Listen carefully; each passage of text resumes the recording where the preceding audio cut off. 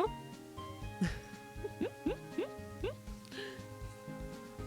Boozle, what is your problem? Where are you under? Okay, never mind. What is wrong with you? What's wrong with you? What is your problem? Boozle, what is the issue? Boozle, what the fuck? Boozle, stop trying to eat my patches. Boozle, no. No. Boozle. Boozle? No.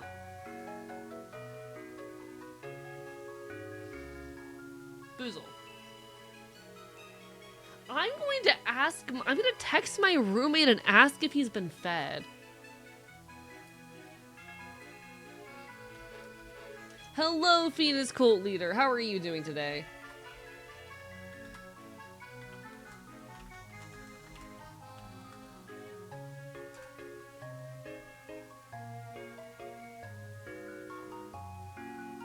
I'm like, are you good, buddy? Boozle, I need you to stop trying to bite everything in my room. Sorry, folks. My roommate's cat is being a bastard. I think he might not have gotten fed. Fops is so cruel. Fops starved Boozle. Okay, first of all, it's not my job to feed him. He is not my cat. He is my roommate's cat. I got home after his normal feeding time, so I presumed he had already been fed. But I'm realizing because of the AC situation, he might not have been. and he might in fact be upset. Boozle! That is my trash can! You can't... He just knocked over my entire trash can. Give me a second.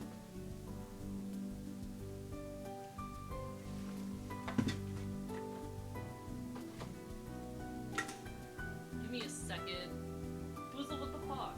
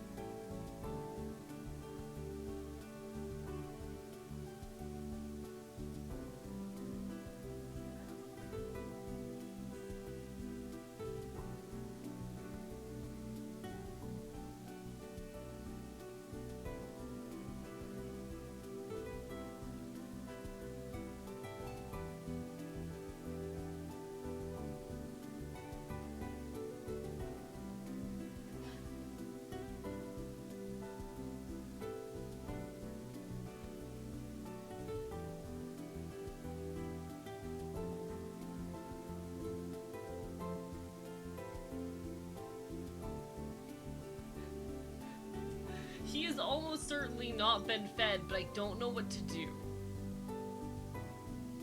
Have you talked about your transition goals yet, AD? Honestly, I'm not sure if I ever explicitly have. Because for me, the biggest thing that I'm on HRT for is my voice. Boozle, what the fuck? I will lock you out of my room if I fucking have to.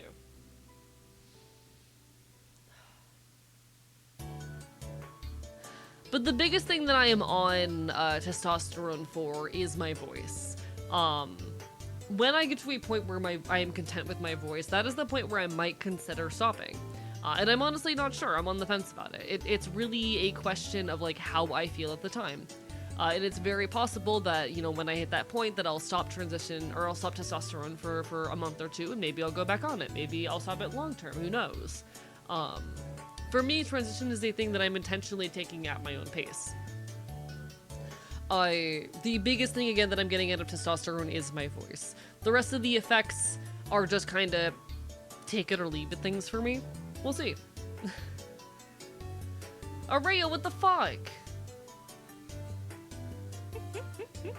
Can Bozo get a small treat to tide him over? I just gave him 2 treats and he's still screaming. That did not tide him over.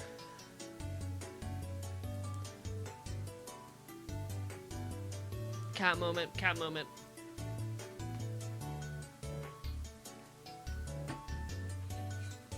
Okay, he's out of my room, so I'm gonna real quickly, what was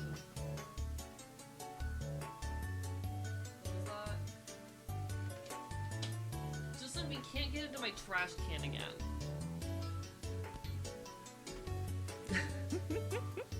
But no, like, as far as appearance and all of that, my goal is pretty boy. My ambition and goal when it comes to like how I want to look is pretty boy. I want to be a boy that you look at and go, oh, he's pretty. Not a femboy, mind you. I do not want to be like overly feminine in my appearance. But I like being a fluffy haired, kind of, slim, I enjoy feeling like I just kind of float through a space with some amount of like grace and belonging. You know, like the frontman of every band. Okay. I'm gonna get more specific. You know, like the slim white lead of every boy band. There you go.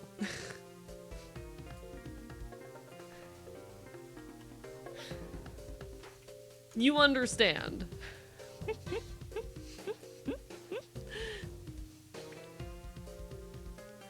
You understand. Sorry, I only know grunge bands from the 90s. Damn, this is like a you problem. Basically, Link but redhead, yes. And also tall. I like being tall. Pretty big fan of being tall. I quite enjoy being tall. Hello, Tiger Faye! Bye, how are you? It's been a while. Has there been any boy band AE fan art yet? I'm not sure if there actually has been any fan art of me, like, as a musician specifically.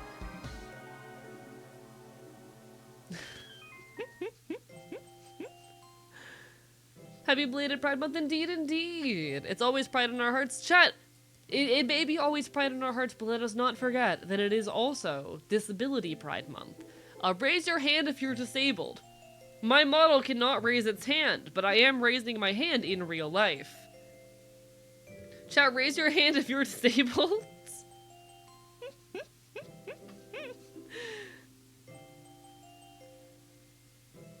Chat, we love being disabled, slash silly. That said, like, when the state of the world is so heavily against us that it constantly tells us that we are incorrect and refuses to accommodate us on any more than the basics, I believe that disability is a thing to hold on to pride in. We are not incorrect, we are not lesser. And especially given disability is the, like, one form of, how do I say... It is the one form of marginalization that you will almost inevitably develop at some point in your lifetime. I think the fight for disability rights is one that everyone needs to be a part of. You know? It is almost certain that at some point in your life you will become disabled. The fight for the rights of disabled people it's everyone's fight.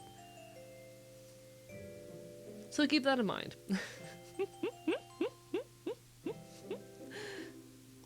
As far as my own experiences with disability, I have orthostatic hypotension, so I have really low blood pressure that drops when I stand. My stomach's paralyzed. I struggle with anything that requires me to stand for extended periods of time. But hey, we make life work.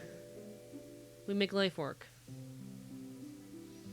I'm also schizoaffective. I should probably remember that one. That one's kind of important.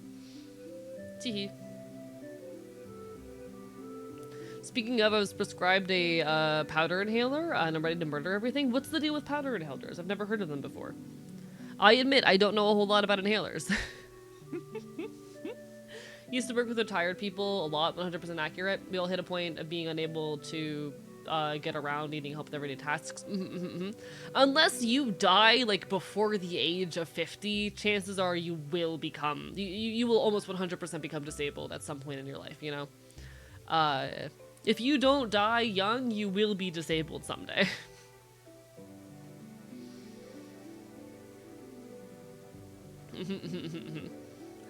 Can we have my hips fall? To have my hips fail? Which I don't say to scare people, but I say to, you know, make the point that oftentimes the capabilities and rights of people with disabilities are lacking. Very often it is a hard life to live. Very often people who are coping with disabilities struggle to, you know, get around and perform basic tasks because they're barely accommodated. It benefits all of us to bear in mind and to fight for the rights of disabled people. Not to mention the fact that very often improved resources for disabled people just make life easier for everyone. I know there are several tools that I use in my day-to-day life that were made for disabled people, but have become useful for me too. Things like, I have one of those little, like, veggie chopper boxes. Cooking is so much easier with that thing. It is primarily a tool for disabled people, but it also saves me time and effort. Shit like that, you know? I was diagnosed with mild cerebral palsy when I was a kid, but I found out lately it may have been misdiagnosed, may have been in fact distal atrophies. I don't know much about that latter condition, but hey, I hope you're living and thriving as best you can. Oh shit. I hope you're getting the resources you need. Thank you for the follow there, Barbara Bite.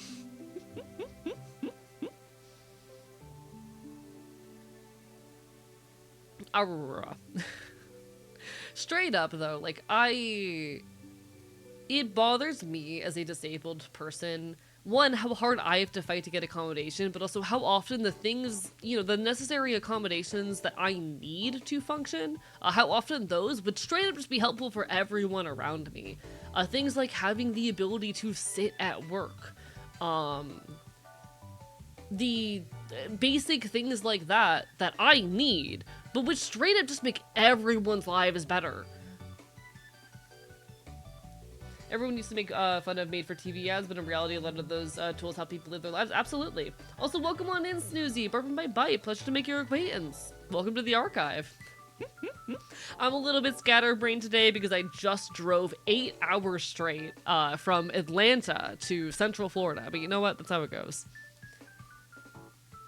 Previously was on a traded Abitrol sulfate, which is essentially a can of liquid. You press a button, would spray time to your breath with it, or had a spacer to get in your lungs. Got it. Powder inhaler is loaded with a click, and you must make sure to inhale the shit immediately. Huh. Also, it will give you a yeast infection in your mouth if you don't brush your teeth right after. That sucks. That sucks. Don't believe you do anything straight. Yeah, I mean, fair point. I did kind of like almost... You know what? It wasn't straight because I did take like a 5-minute break to stop at a gas station. So you know what? It wasn't straight. You're right. You've called my bluff. I'm a liar. Chat, I'm a lying liar who lies. I have shared misinformation on the internet. But nah, it was a very, very long trek. So I'm definitely a little bit scatterbrained tonight, but we are here to celebrate 1 year in HRT. Just like last night when I celebrated 1 year in HRT by fucking seeing the Narcissist Cookbook live in fucking concert. And also Bug Hunter. That was pretty cool.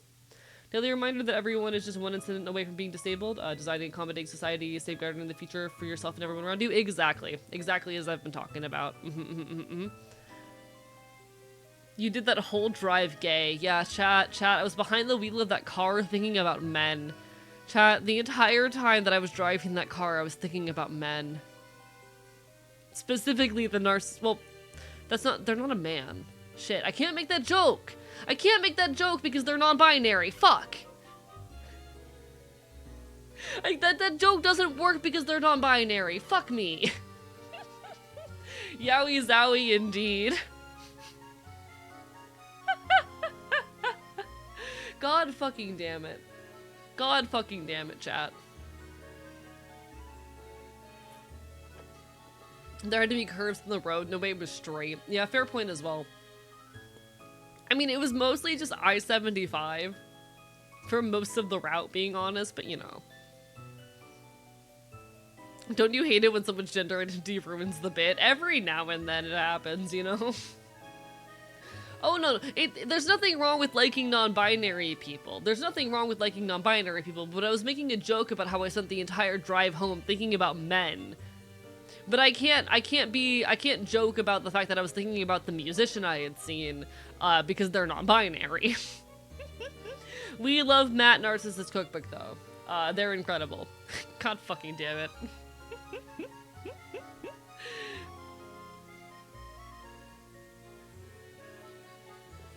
I love non-binary people. You weren't thinking about men, you were thinking about the creature. Yeah, I was thinking about the creature that is Matt Narcissist Cookbook. Chat, I got to tell the Narcissist Cookbook last night that it was my HRT anniversary, and they gave me double fist bumps, and that was really cool. It was really cool. Like, they also bullied me for driving fucking 7 hours. But I got to talk to them for a second, and I was like, yeah, you know, this is my first time getting to see y'all live. I drove, like 7 hours for this. It's my HRT anniversary. And they were like, you're not normal. Fist bump. It was really sweet. It was really, really sweet. Hello, Aline. Bite. Imagine gender. Imagine dragons. That sounds almost like a compliment. I'm gonna take it as a compliment. I'm going to pretend that it was a compliment. It was just really cool though, getting to see someone who I've admired for years And like, also I adore Bug Hunter. Bug Hunter is also just such a sweetheart. Very wholesome. Like the dynamic between Bug and Matt is incredible. You can tell that those two are extremely close friends. They have wonderful chemistry. It's very much like Golden Retriever versus Black Cat energy. Not even necessarily. It's Golden Retriever and like Raccoon, you know? The distinction, the energy between Bug and Matt is Golden Retriever and Raccoon he found in the dumpster. And it's really nice. They're such sweethearts. I didn't know what to say, so I just asked for an autograph. Completely fair. You get better at like talking to the leads of bands and whatnot as you do it. One of the fun things about going to smaller shows is that usually they hang around at the merch table and you can just have a conversation with them. Just as I am simply a guy, most of those musicians are also just kind of fucking people. They're just people. Gonna get some rest now. Have a pretty big party I'll be attending later. Would like to catch at least some sleep. Of course, you take care of yourself, Drakewood. Bye. Hello, Peru. Peru, I need you to know that your comment got held by YouTube for some reason. I think that's really funny. Like, compared to some of the things that did not get held, that was really funny. You're a people? You're not a ferocious and evil Enfield? Gracie Bacon got to meet me last night and can confirm that I am in fact just kind of a guy. I am kind of just a weird, awkward, lanky guy. My immersion is ruined, it's over. I mean, I'm also a dog, you know. I am also just a fox, bird, dog thing, but you know, sometimes a fox, bird, dog guy thing is also kind of just a guy. My immersion is ruined. It's over. These platforms are so ass. I'm used to it. It's really funny to me how bad the moderation and filtering is on literally every website ever. It is really funny. Just a cool dude can confirm. I would even drop the cool part. Chat, I think I'm relatively cool and interesting, but I'm very awkward. I am much more awkward in person than I am online.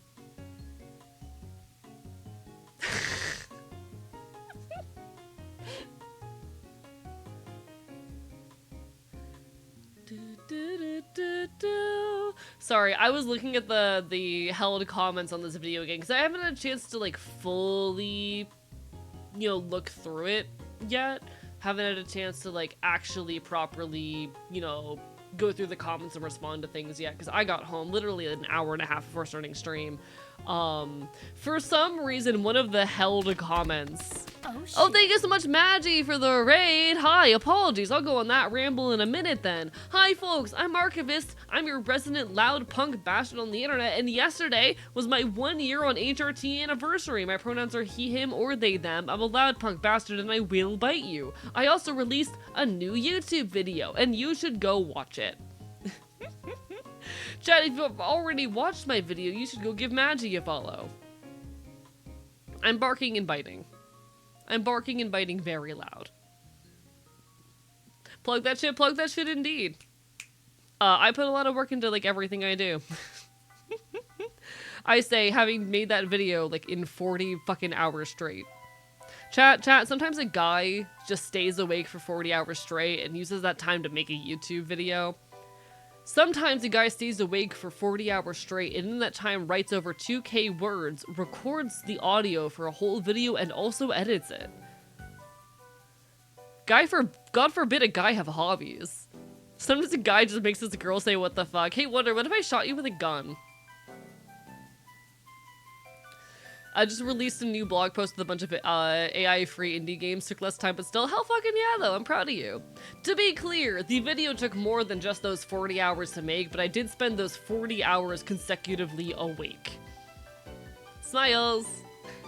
I love pulling all-nighters. Chat, I don't know what's wrong with me, but I love staying awake unreasonably long. There is something genuinely euphoric about being awake for way longer than I should be. It genuinely makes me happy. Also wanted to comment this, but the edits in that video are really cool. Oh, thank you. I'm gonna be honest, like, it was pretty minimally edited. There's a lot more I would have liked to put on screen had I had the time. Particularly, like, you know, little excerpts from my sources, things like that. But, I did have a lot of fun with the intro segment. And I think overall, like, it's a video that doesn't need much edit because it is majority, like, you know, talking theory. It's not stuff where, like, you need to have examples on screen the same way that, like, some of my other content is. How's lifey? How you feeling? I'm doing really well. I'm very tired, but I'm very emotionally fulfilled right now, you know? Also, everyone go follow Wonder, fellow trans anarchist and good friend of mine. For a solid couple hours of my drive, I was quite literally in VC with, like, Wonder and some friends. I think you might have runner's high, but instead it's sleep deprivation high. I genuinely feel euphoric at about the, like, 30-hour mark of being awake. I don't know what's wrong with me, but, like, okay, you know, you pull an all-nighter and you feel like shit. Usually around, like, the 20-hour mark of being awake, everything sucks. But then you hit the 30-hour mark and suddenly you feel great, you know? You hit hour 30 and, like, everything is going wonderfully, actually. Things start getting bad again around hour 40, you know? I don't know what's wrong with me. I don't know what's wrong with me. Why did you use the word gooner, Groggy? That one's kinda on you. I screamed a penis at you, yeah, to keep me awake on the road. /J. I was not falling asleep on the road. 40 hours of sleep deprivation. Used to feel the same way at high elevations. Fascinating. I've never been at a high elevation before. Chat, I've lived up until the homelessness saga, actually, I lived pretty much my entire life aside of a couple, like, plane trips, within 15 feet of sea level. And so I would be able to, like, feel the difference when I would crest, like, 100 feet, because it was so massively different than what I was used to. Love all-nighters, but only if I'm outside. If I'm inside, an all-nighter is suffering. You know what? Fair enough. To each their own. I like my all-nighters. They make me feel good. They make my brain feel good.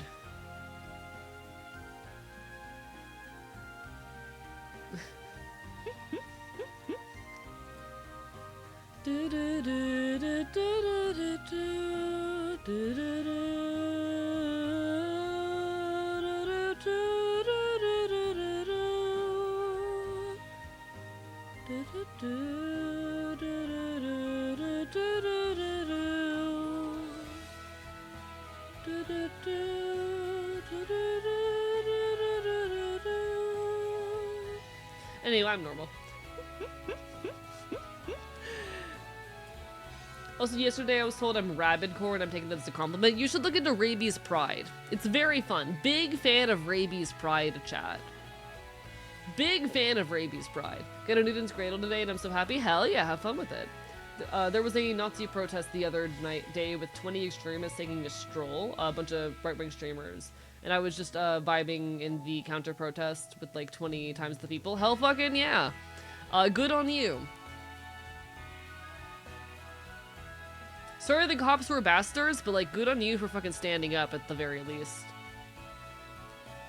I have seen Rabies Pride, it's very cool. Big fan of Rabies Pride, chat. I think I should catch rabies, /J. Chat, do you think I'd be cooler if I had rabies? Chat, do you think I'd be cooler if I caught a case of rabies?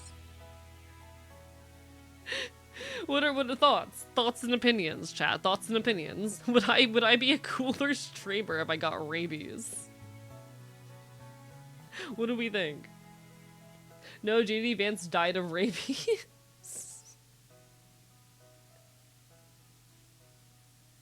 You know? Depends on the kind of rabies. Pretty sure, literally be hotter thanks to fever. You're so right, chat. I'd be so... Chat, wouldn't I be so... Okay. To be clear, this is all a joke. To be clear, this is all a joke, but chat. Wouldn't I be like so hot, foaming at the mouth, hunting you through the woods? Anyway, moving on.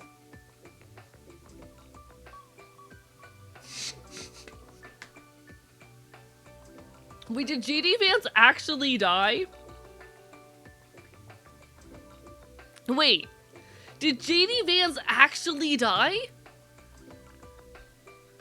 Okay. Sorry, I can't read tone. I was taking y'all seriously for a second. Meant that with an exclamation point and a question mark? Yeah, I was like, huh? Huh? I saw one person say that JD Vance died and I took it as a joke. And then I saw a second one and I was like, wait, what? Chat, the day will come eventually. The day will come eventually. Apparently AI hallucinations happened on a bunch of news sites. Okay, no one's surprised. No one's surprised by this. Been bamboozled, indeed. My roommate has still not responded to my message asking if Boozle needs to be fed.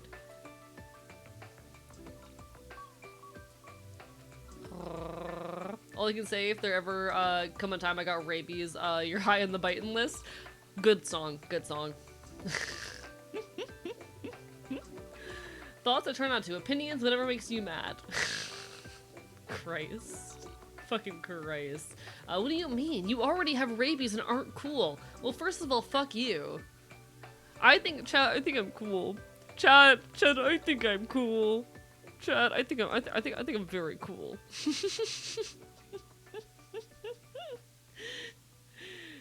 Chat, I think I'm cool. Seeing an ad on top of chat instead of on stream. Oh, I hate that. Oh, that's horrible. Oh, what the fuck?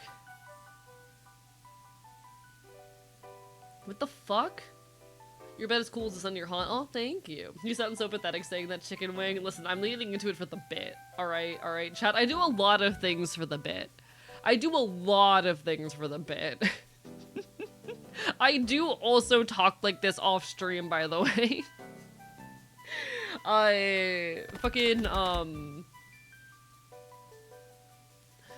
Gracie had the dishonor of sitting in my car with me for an hour listening to just the absolute incomprehensible bullshit that comes out of my mouth. I'm just sitting there like cutting corners like, wee! Yay! I can drive! It's nice. I'm just a bastard. I'm just a silly little guy. Words just kind of come out of my mouth. I just say things. If you won't die by the bite, you ain't built to live by the bit. You're so right. You're so right. I do a lot of shit for the bit, chat. I'm aware, but I will make fun of you. What if I killed you with a rock? What if I killed you with a rock? I think it's also funny, because I'm usually a very, like, flat person who doesn't emote a whole lot, but then you get me in a punk show, and I'm, like, dancing and going crazy.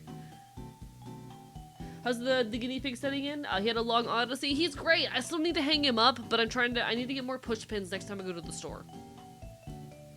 I'm waiting on getting more push pins. At least you can talk. I stutter through more than 80% of my sentences since I talk faster than my brain builds a sentence. I have that problem when I'm like talking to, when I'm like ordering food and shit like that. If I'm talking to someone who like I don't perceive to be queer or cool or alt or like in line with my bullshit, I just start stammering. If I talk to a normal person, I fall apart. You're flat. No ass. I actually have a pretty decently sized ass. Hot take. Is that, that's not a hot take. That's just like a fact. I have a decently sized ass, actually. You take care, Maggie. Barper bye bye. Had to hide a bit, but I got so flustered when you punched me at that one song. Teehee. Teehee. I'm not a very touchy person, but, you know. Teehee. Hot, sexy take. Indeed, indeed. Nice ass, bro. Good size. Great shape. Wonderful mole.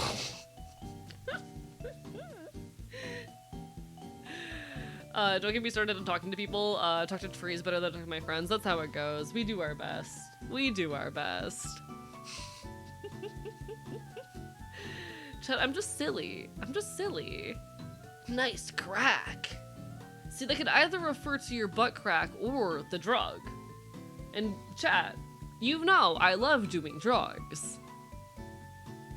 On that note, I am really tempted to like get a little bit drunk and sippy tonight. I'm pretty sure I have vodka in the fridge. I am really tempted during the next ad break to like make myself a drink real quick. I might. Why not both? I mean, sometimes you gotta hide the crack in your crack, I guess. This chat makes me want to do crack some days with how freaking goofy we get. Chat, please do not do crack. Like being genuine, no shame to drug users. Like, doing drugs does not make you a morally bad person. However, a lot of hard drugs can very easily like get you out of control with how addictive they can be. Chat, don't do crack. Don't do it. Yeah, crack is expensive and will ruin your life. If you're gonna get addicted to a drug, make it a cheap one, /J.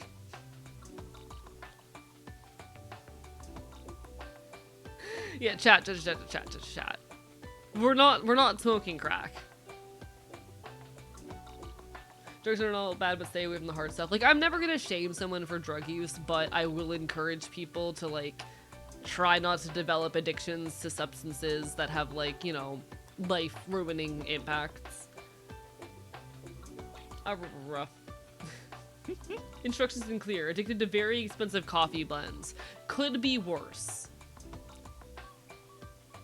Chat, I'm gonna be honest. On my drive back, I stopped at a gas station. I was like grabbing an energy drink and some snacks and whatnot, because I had not had a meal that day.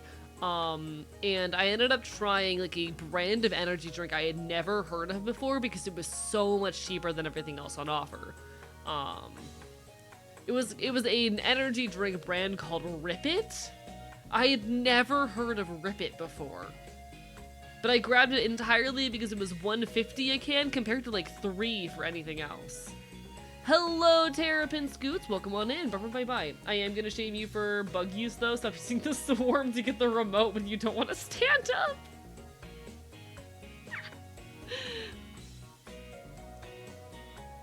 If my future employers are reading this, I have not and do not do drugs. I'm a little angel who would never do anything so immoral. I love smoking weed.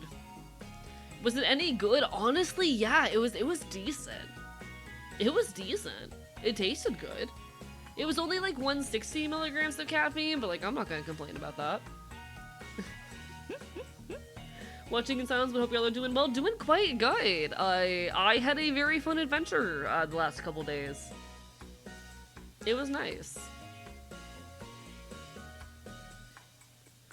Hot take, that's not any of their fucking business. Yeah, I'm gonna be honest, fuck any job that does like drug tests. It's an annoying thing for me because like if I get drug tested for a job or whatnot, I'm gonna come up positive for weed very likely, but also I take prescription meds that come up on drug tests.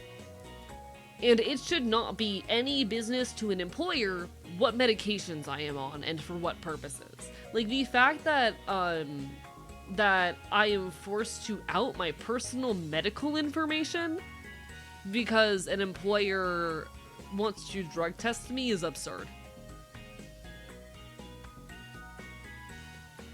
I love rage beating my weed smoking friends. Completely fair. I like smoking weed.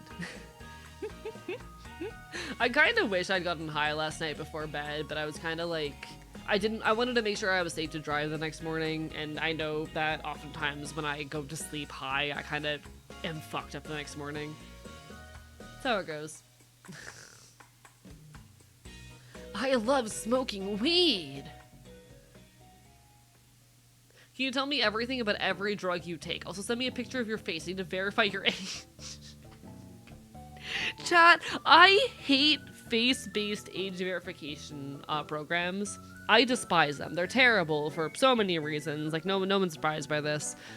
There's so many reasons to hate on this technology.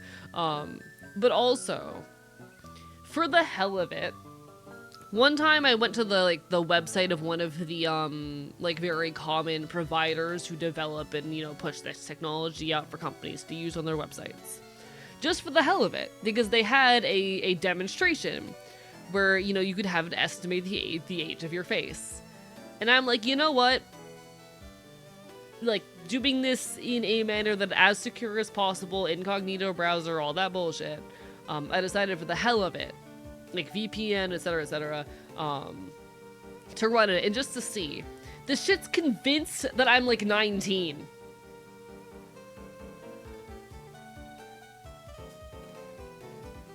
Shit was convinced I'm like 19. And I'm mad about it. I am 24. Mind you, chat, I'm 24.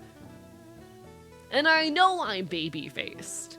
I know I'm a little bit baby-faced, but I'm angry about it. I'm angry about it.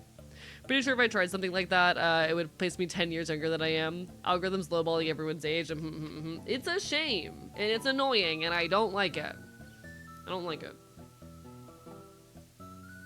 And one say I look 30 plus, I'm 19. Like, it really just goes to show how not useful this technology is.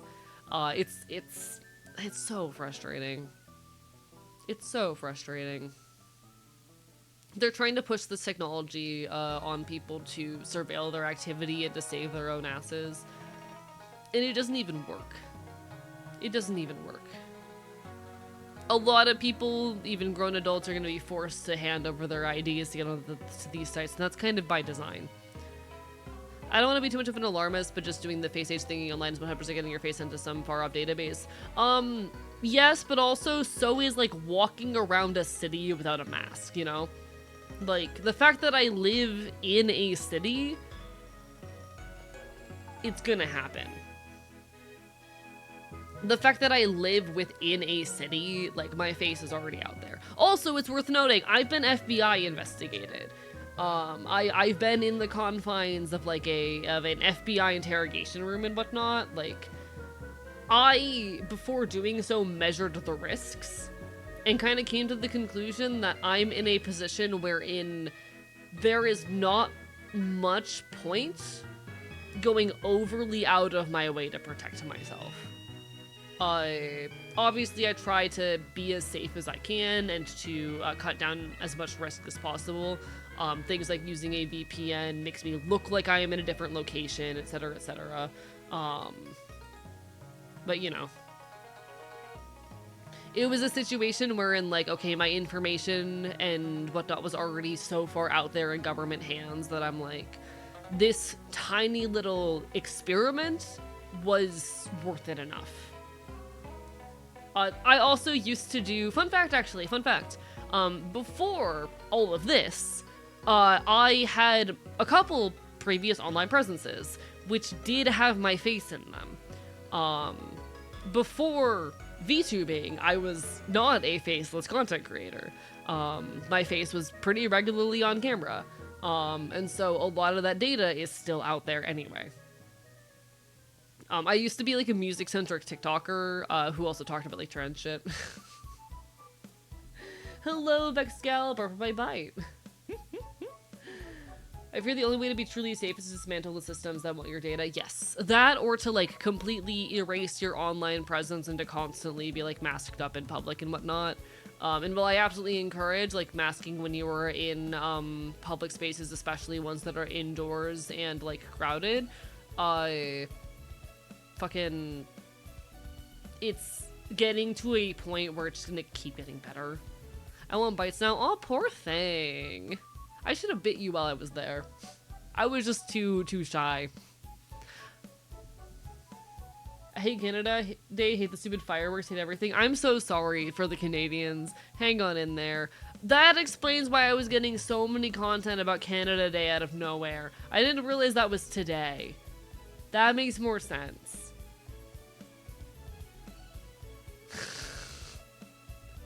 If a Monster Hunter literally blew my GPU up and forced me to buy a new one, I'm so sorry. On top of the fact that like their company has started using Gen AI, that sucks. You talk so much about music. I wish you'd expand horizons a bit. There's so much good music. How so? Because I don't listen exclusively to punk. Like, I know I'm primarily into folk punk and ska punk, but those are not the only things I listen to. And, like, I am open to engaging with new genres. I have difficulty with, like, harsher stuff, because I find sometimes when it's, like, really loud and harsh, things like metal tend to be a bit overstimulating for me. But, like, my horizons with music aren't closed. What do you mean? Like, I'm genuinely confused where the perception that my horizons with music are closed comes from. I know nothing about Canada Day besides assuming it's like a Canadian version of US Independence Day. I am a little bit of a hipster, mind you. That is my other big flaw. I'm a little bit of a hipster in that, like, I prefer my music to be at least a little bit obscure, but, you know.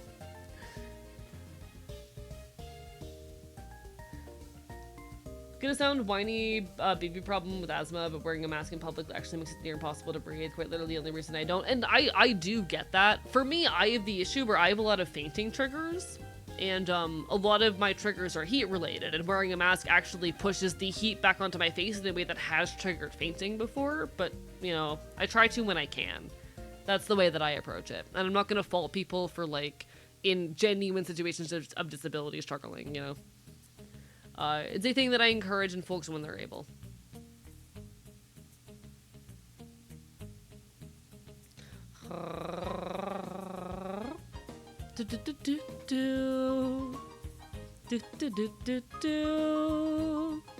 Have you heard of Jim E. Brown? I have not. I do not think I have. So wear a mask in public. Why? To prevent the spread of disease. COVID never went away. COVID is still around. I interact with a lot of tourists, so I mask a lot because tourists will come when they're sick all the time. What genres do I listen to? I mostly listen to folk punk, ska punk, Midwest emo, anything in the, like, Southern Gothic kind of range. I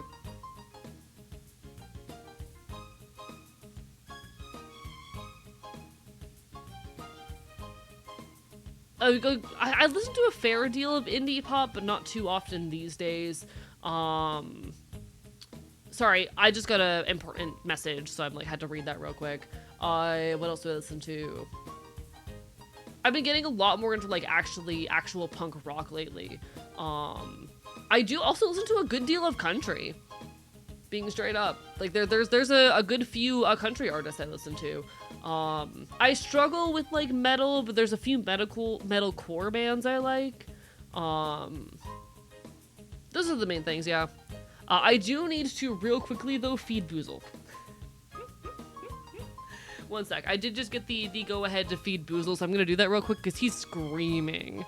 I think you have good variety, but also have huge gaps. Absolutely. I absolutely do. And I want to, like, expand into those areas. I'm just bad at discovering artists, and I'm a little bit of a hipster, you know? I mostly discover artists these days, like, when I'm seeing them live, which absolutely does leave gaps. But I wanna engage with more. I like music. All right, one sec. I gotta go feed the creature. One sec. The creature needs food.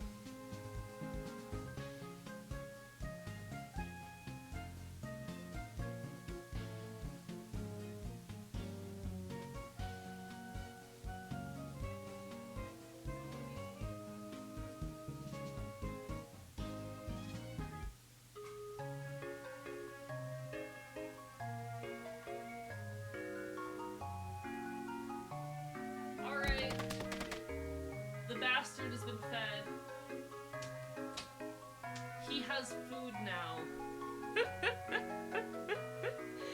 Thank you for the hydrate as well. Barbara, bye-bye. Apologies for that. I feel really bad for him as well. I feel so bad for him. I feel so bad. Yeah, God, he was so hungry, but I didn't know for sure, because sometimes he'll pretend to be hungry because he wants extra food. God damn it. Sometimes he will try to, like, trick me into feeding him when I know he's already been fed. So I wasn't sure if he actually had not been.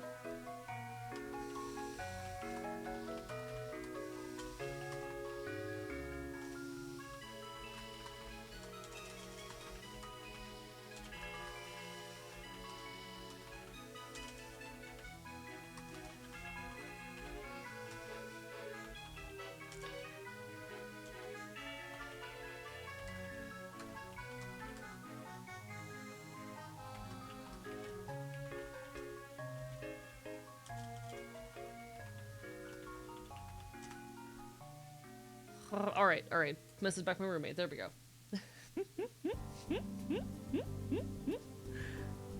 Can't imagine being on the street with COVID. Having it while sharing a 200 square foot dump of a basement suite was enough. Understandable, genuinely. A lot of people, unfortunately, when they're sick, still go on vacation because, like, they spent the money and they feel obligated to, and I hate that.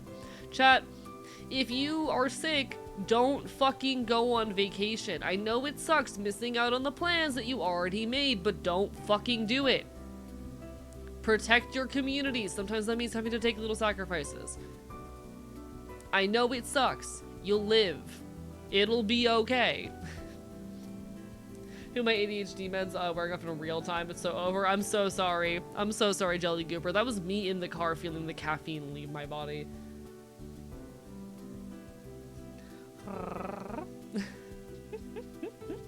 Unfortunately, a lot of people just, like, don't care about the folks around. Sorry, Dice Mistress, lovely to see you. Barker bye bye. My favorite song is,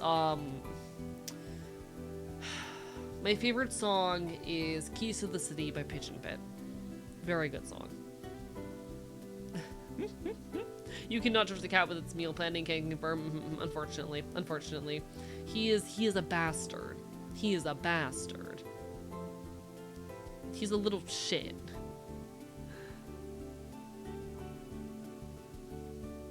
But no, unfortunately, a lot of people just, like, don't care for those around them. And end up endangering the people that they interact with on a day-to-day basis, or even just, like, you know, tangentially. A lot of people, especially when they're on their vacation, forget that the people around them are also people with lives, and I despise it. It's endlessly frustrating for me. I yearn and hope for a day wherein, like, fucking people actually care for the well-being of the folks they interact with. Hopefully, though, one of these days that'll happen. Welcome back, Jazz. For my bite. Only vacation I've ever been on is the hunting or fishing stuff. I mean, also valid. Live your best life. For me, vacation is apparently driving to Atlanta. It was fun though. I would love to, like, do that again sometime. Not like soon, but maybe like fucking next time a band that I like is not coming to Florida. I'd be down to make the trek again sometime if a band that I love is skipping over the state.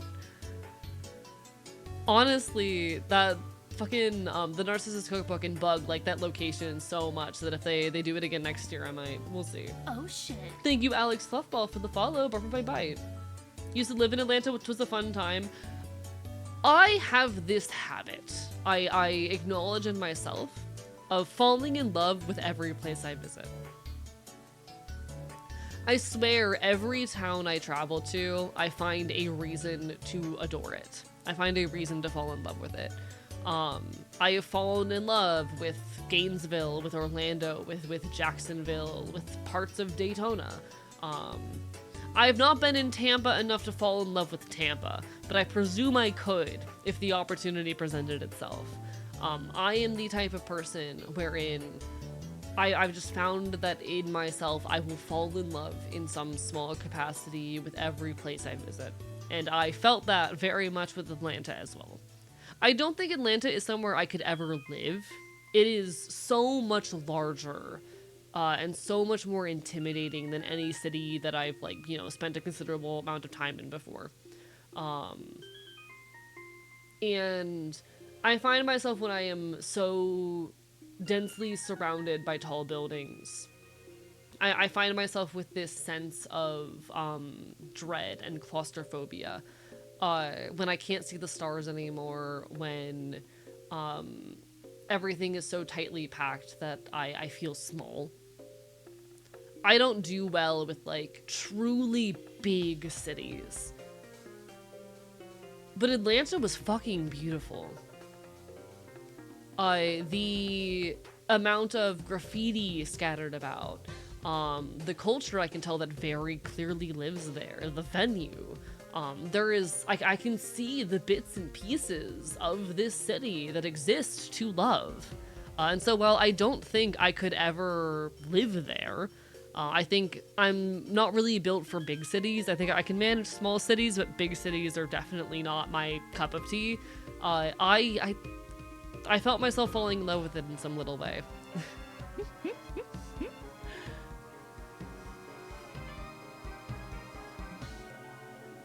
It's so alive despite the corporate held skyscrapers.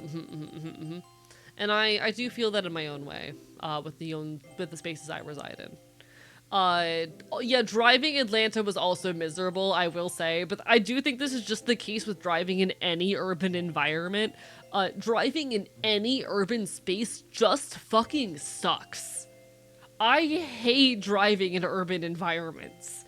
Everyone is, like, so mad at you for, you know, not knowing what you're doing, and I'm like, look at my license plate. That is a Florida license plate. Look me in my eye and honk at me, bitch. I'm sorry that I don't know where I'm going. I've never been here before. Something I like about Atlanta is the graffiti and also the chill areas. Very low to the ground architecture is very fun, very different from the north. Like, I do really, really like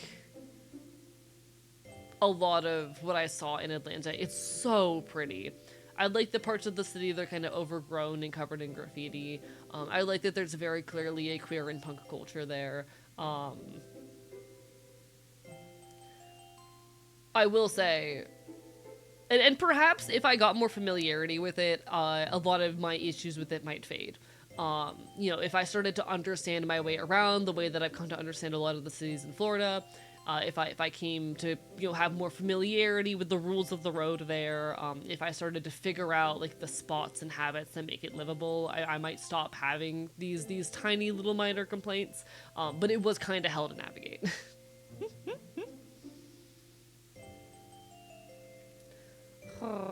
Also, hello, welcome back, Natalie. How'd the appointment go? Bye. I cannot understand road rage for the life of me. The only times I understand it, like, being mad at other drivers is when you can tell that they are being intentionally selfish, you know?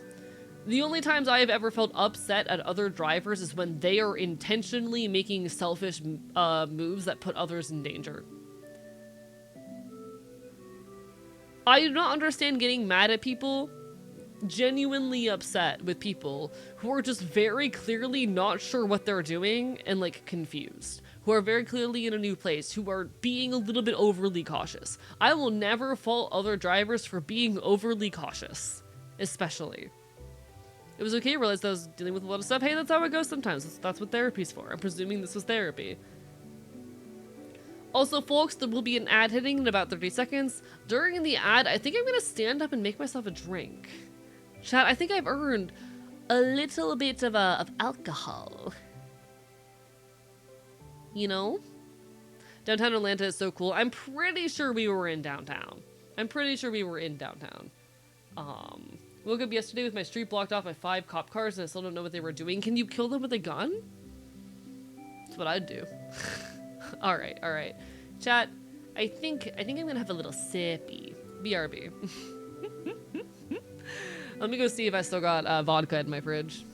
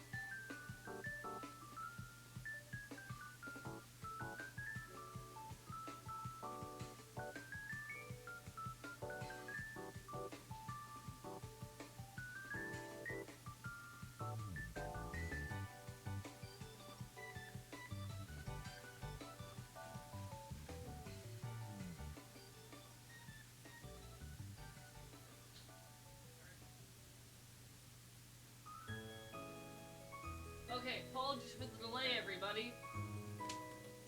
I've acquired alcohol.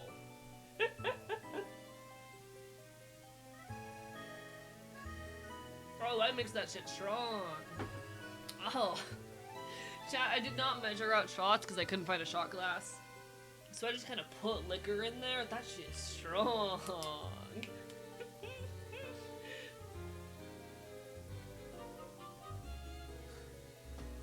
Generative AI can do seep into everything, and it genuinely scares me. So growing, even though it's legitimately, even not legitimately. See, I'm gonna be honest. I don't know how we fix the problem with AI at this point. Aside of just fucking tearing down the data centers that they keep trying to fucking build. I feel like it's a situation at this point that we can only fix through direct action. But inebriated hamster. But if I shot you with a gun?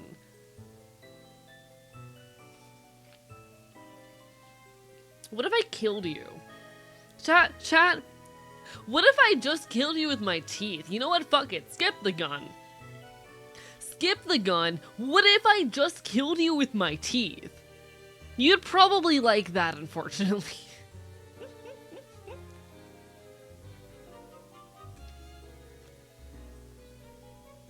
Alright, everybody. Alright. What I have mixed up today. This is some amount of vodka and some Sprite. I would very much like that. Yes, of course you would, Bird. How are you doing today? Thank you for the 105 stream streak. What the fuck? It's some amount of vodka and some amount of Sprite, chat. I didn't measure shit.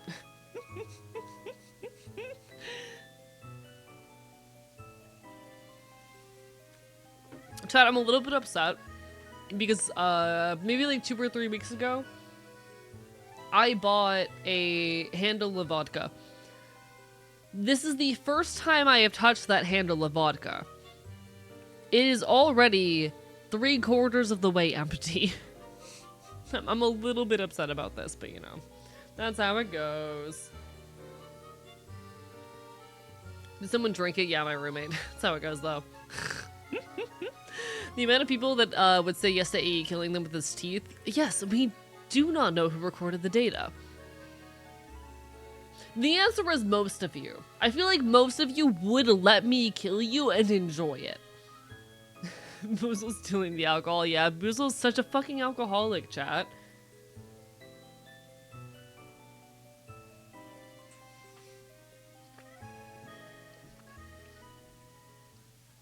Did someone drink it looking at your 3/4 vodka with a threatening of Sprite?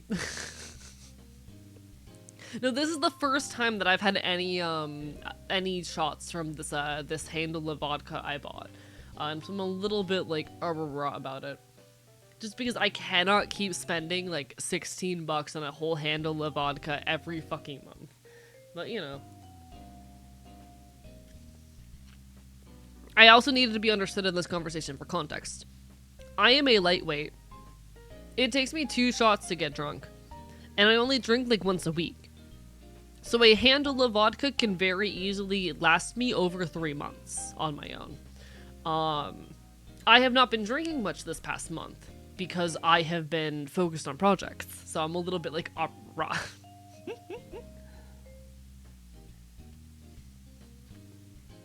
Perhaps a little endocannibalism. It's only endocannibalism if you're dead. Let's fix that. I honestly, given the fact that I just celebrated 1 year on HRT, and I just finished another big project, I am very open to partying a little bit the next couple weeks. I am probably, like, in a week going to start figuring out what my next project is and working on it, but you know what? I deserve a little bit of time off.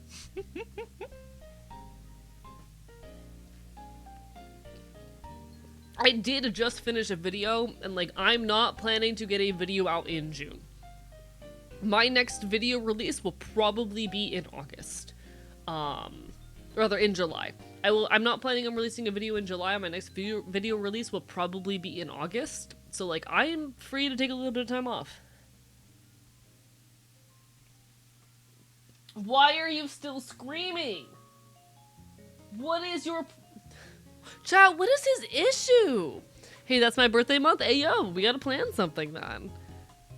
Let me hang out with you for your birthday. One sec. This fucking man is screaming at me. Give me a second.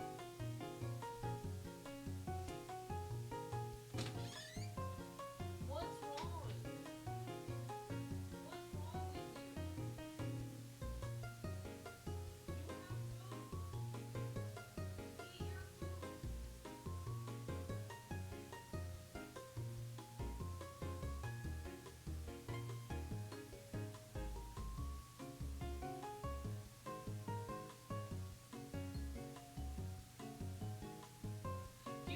Tell chat what you just said to me? Huh? Huh? Punk? Huh? Little bastard? Huh? You want to tell chat what's fucking wrong? Why do you never meow into the microphone? You will scream at me, but the moment I put a mic in your face, you don't want to talk anymore. What's wrong with you?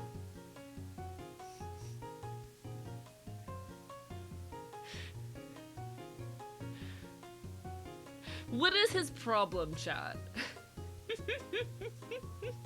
He's so is he? Is that the issue? Are you camera shy? Boozle, are you afraid of cameras? Are you just scared of camera stuff? Okay. Motherfucker. Sorry, I had to scream at him for a second. Hi, Nico. Sorry, I was yelling at the cat. I needed to scream at the cat real quick. Mike is there, needs are met. He wants the mic, so he meows for it. Yeah, he meows because he wants me to pick him up and shove him into my fucking camera. This little bastard. This little fucking bastard.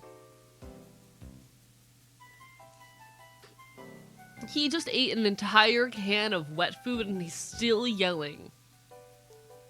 What is his oh my god, I wish y'all could hear. I wish you all could hear. I wish you all could hear the desperation with which this bastard is yelling. I don't know what he wants. His grief is biblical. He's also huge, mind you. I don't know if y'all understand how big Boozle is, but he's like 2 feet long. This is a cat, he's like 2 feet long. Like head to ass, not end of tail, mind you. Head to ass, he's like 1.5 feet to 2 feet. He's a big ass fucking cat. He's heavy. I don't know what his issue is. Does Boozle have water? He has one of those fountains that like keeps spinning. You know what? Let me make sure that his water thing is working. That's a good point. 1 second. Is his water fountain working? He has a whole ass fountain. He has an automatic litter box, and yet he's like this.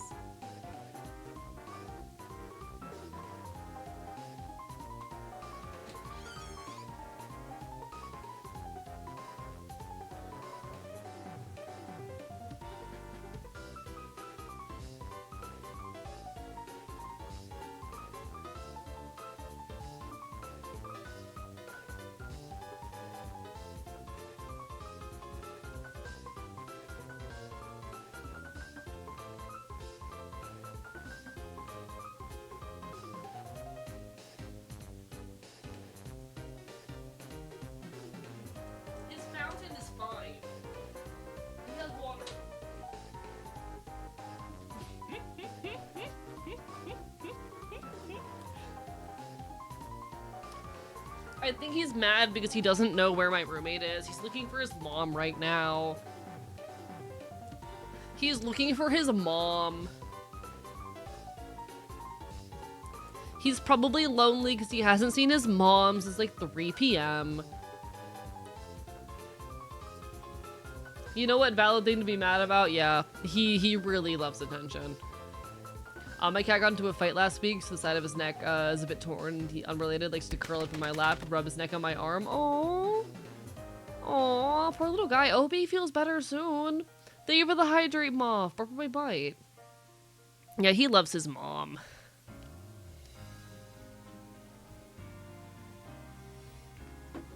He does love his mom. Yeah, he is one of those water fountains where it keeps recycling the water. And then we have to refill it like once a week or so. Thank you for the hydrates, definitely Fuse. I would like to warn you that I am in fact currently hydrating with an alcoholic beverage.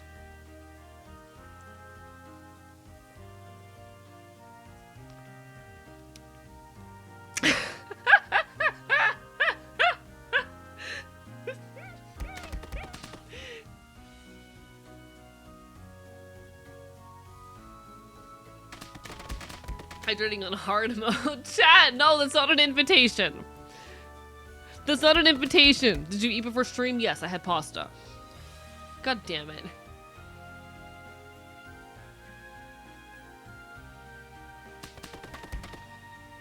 Chat, I'm 1 year on HRT. It's pretty cool. Chat, testosterone is an interesting experience. It's some amount of vodka and some amount of Sprite put into a glass. I didn't measure. I just know that there's vodka and Sprite in here. I don't know. Thank you, I appreciate it. Chat, testosterone has been an interesting experience. I definitely think it is something that has made me happier and brought me closer to my ideal with my body. But it's certainly been interesting. And I think part of the reasons why my experience with it is so nuanced is because, like, I am non-binary.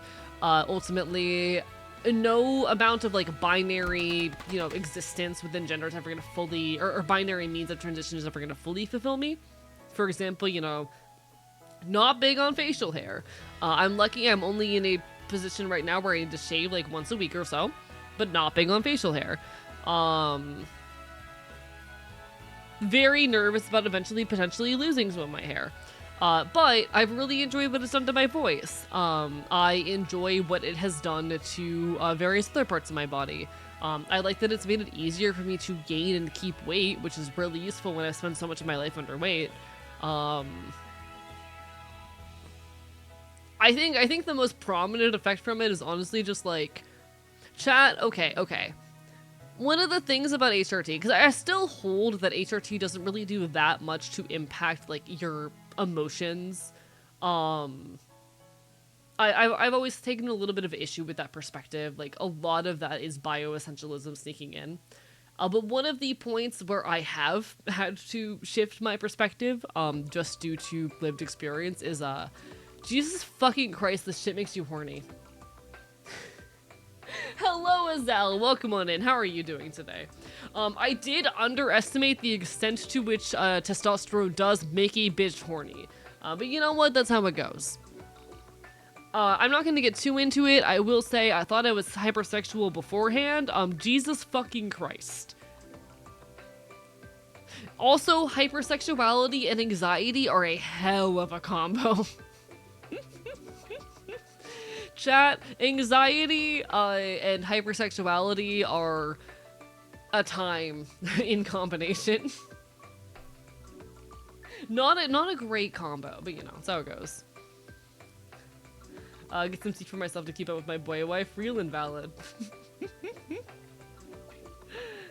Honestly, your newest video really shows how much your voice changed in last year. Thank you. I had a lot of fun with the intro, and I think one of the funniest things about the intro is how it very immediately shows the voice difference.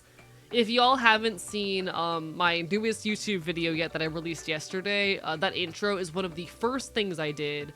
I had that shit written in my notebook before I even started scripting. And I think it's one of my favorite parts of the video, honestly. I really like the cinematic of it. Honestly, I'm surprised with myself for the fact that I showed so much of my body in the video. You basically do get like a waist down view of my body, or at least waist to knee view of my body in the video. It's the hilarious catch-22 of fuck I need to get off and fuck I'm wasting my time getting off. No, that's also a problem I have, Azal. I'm not gonna lie. There's some, like, initially when I started HRT, I'm like, oh, damn. My sex drive is higher. Like, the hypersexuality, is, like... Initially, I was like, this has, Oh, shit. the hypersexuality was fun initially, but after, like, a few weeks of the increased hypersexuality of testosterone and, like, the engagement and more comfort in engaging with sexuality, in my body, like, after the first few weeks of that, it just kind of become the cycle of, like, damn, but, like, this is such a time waste. Like, God. I'm kinda just tired. You know?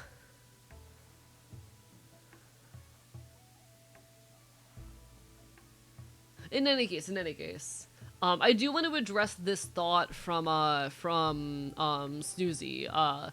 Quote, I think it affects people's emotions if nothing else in the sense that you get less depressed for a lot of people. Oh, absolutely. When I say that I don't think HRT really impacts people's emotions, I'm talking about the ways in which people will talk about how, like... Okay.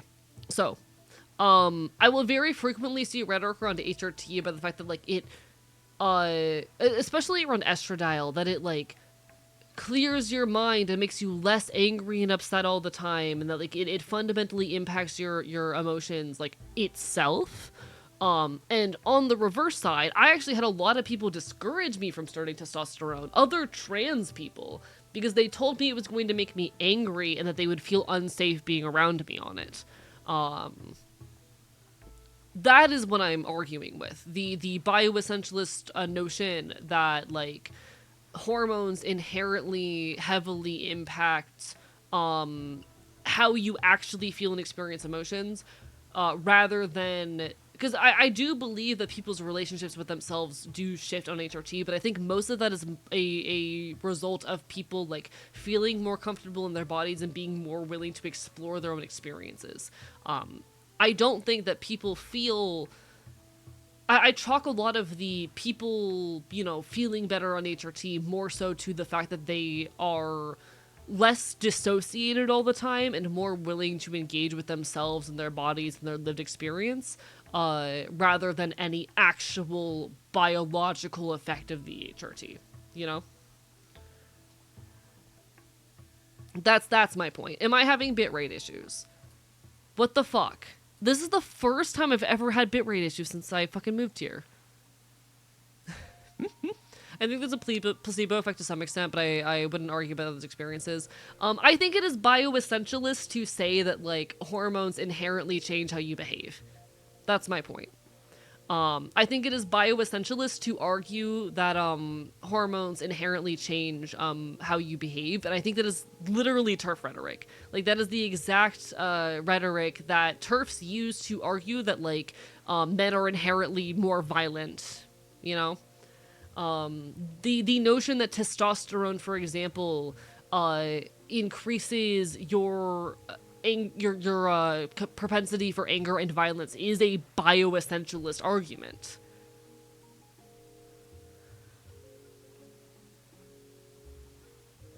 It is one that I'm going to fight against and deconstruct because it is an inherently sexist and bioessentialist notion to believe that, like, hormones themselves, like, and not our own ability to navigate and to deal with ourselves is the cause of helpful versus harmful behavior. It creates this notion that estradiol is the good hormone that makes you gentle and soft, while testosterone is the evil hormone that makes you violent. You know? That is why I argue so strongly against it. That's why I point it out. I think there is absolutely something to be said for the fact that, like, when you start HRT, you start to feel less dissociated and less out of touch with yourself. People begin to access and be able to experience their own emotions, not necessarily because of the effects of the hormones, but because they start to feel comfortable in their own skin. And when you stop dissociating all the time, you start actually being able to feel things. But I don't know. I also bear in mind my background is in neuroscience. I have a degree in cellular neuroscience, so I have a lot of thoughts on this shit. It does, how do I say? The one thing I will say is there is some amount of influence on the ways, like, the cortisol system does function, if I recall correctly, but, like, not to the extent to which people try to act, you know? I don't know if you're dissociated. Do you feel very often that you are either not in your body or that the world around you is not real? That is dissociation.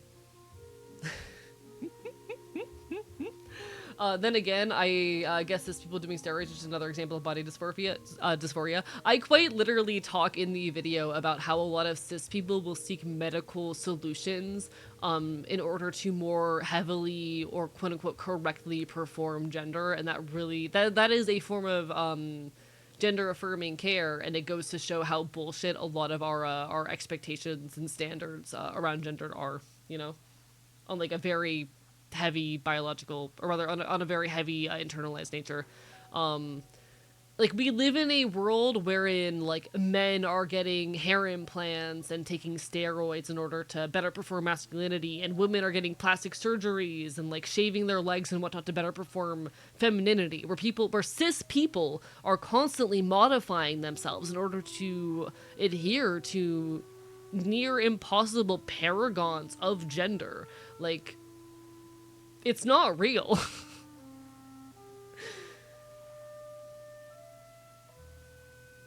Does that make sense? That's all dissociation is. Yeah. Dissociation at its core is just feeling disconnected from either your body or from reality. The way I have to describe it is, like, when I am dissociated, I feel like I'm playing a video game. Like, I'm not directly in control of my body. I'm just, like, you know, cause and affecting the world around me. And there is an amount of dissociation that is healthy. Dissociation in and of itself is not always bad. When you are overwhelmed or when you're performing repetitive tasks, you are going to dissociate to an extent. There's this thing called highway hypnosis, wherein when you're driving very frequently, you will experience a level of dissociative amnesia, because all of the processes become, one, really repetitive, and two, really automatic. And so you tend to not remember much of the experience and to dissociate through it because, like, yeah, like there's an amount of dissociation that is normal. But when it starts getting in the way of your day-to-day life and causing distress, that is a problem. Gender is all smoke and mirrors, so you might as well have fun with it. Exactly. That's basically what the video that I released yesterday is about, you know? Gender is a performance. It is theater. It is this impossible paragon that even cis people cannot meet without modifying themselves. Might as well have fun with it. I stopped studying metaphysics because I felt like it forced me to confront not feeling grounded in reality. I kind of had the opposite reaction, wherein I have had the realization a few times in my life, but I had it very much while listening to a podcast on this recent trip, that most people do not feel the same need to tear apart reality in the ways I do, and do not have the level of self-awareness that I do. I am the kind of person where I have the constant urge and desire to get to the root of something. I need to deconstruct something until I get to its root. I need to take a notion and tug at the thread until it hits its logical extreme. I need to take something that I don't understand and break it apart, unravel it. And that's just an impulse I have. And it makes me a terrible patient in therapy. It makes me a very, very bad patient in therapy, because I've already done most of the work. But I'm very self-aware, and I am filled with the constant need to deconstruct everything around me. I was sitting in a voice call during my drive up to Atlanta talking about, like, the increased police presence, and it got me, like, immediately thinking about, like, the different police cultures between these two adjacent states, and how easily that can create an extremely different environment, and how it seems that Georgia has this greater focus on surveillance than Florida does. And trying to get to the root of what causes that cultural jump, only to find out that the main reason they were doing it is because it's nearly 4th of July, and apparently Georgia just does that in 4th of July. But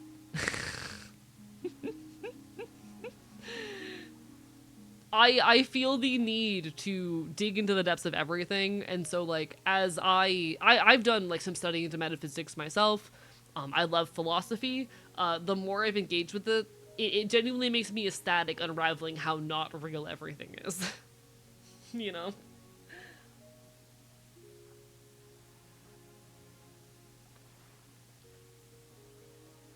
It is also worth noting that, chat, I'm a freak, I'm a weirdo. You know? Georgia State Patrol is insane and will kill you for no reason. But you're right, they do have our police here. Yeah, I notice in Georgia this police culture that is extremely harsh and strict.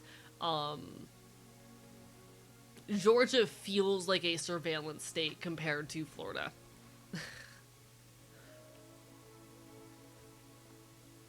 Chat, I'm a creep. I'm a weirdo.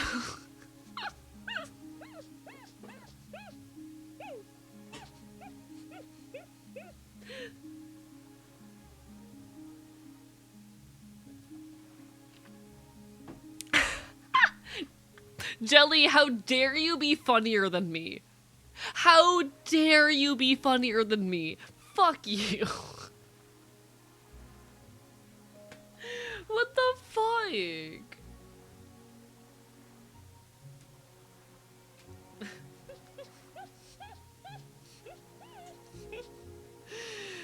Reading Cant has given me PTSD about the words, a prior knowledge would not recommend. I admit I have not read much Cant.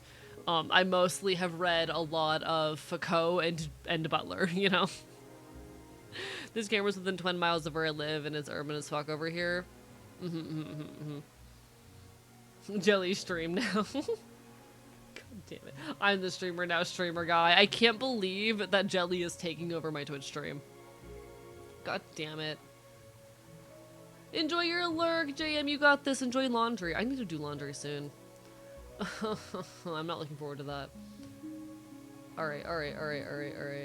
Let me catch up real quick. I'm a crave. I'm a weirdo. I hate this. I hate Georgia's surveillance obsession right now. The point being, though, I just have this very deep desire to unravel everything until it hits its logical extreme. And to me, that doesn't depress me. It doesn't leave me feeling frustrated. It doesn't leave me more dissociated. I'm generally very hardy to the realities and horrors of the world. It's very rare that an issue or like problem placed in front of me makes me feel hopeless. But that's just a me thing.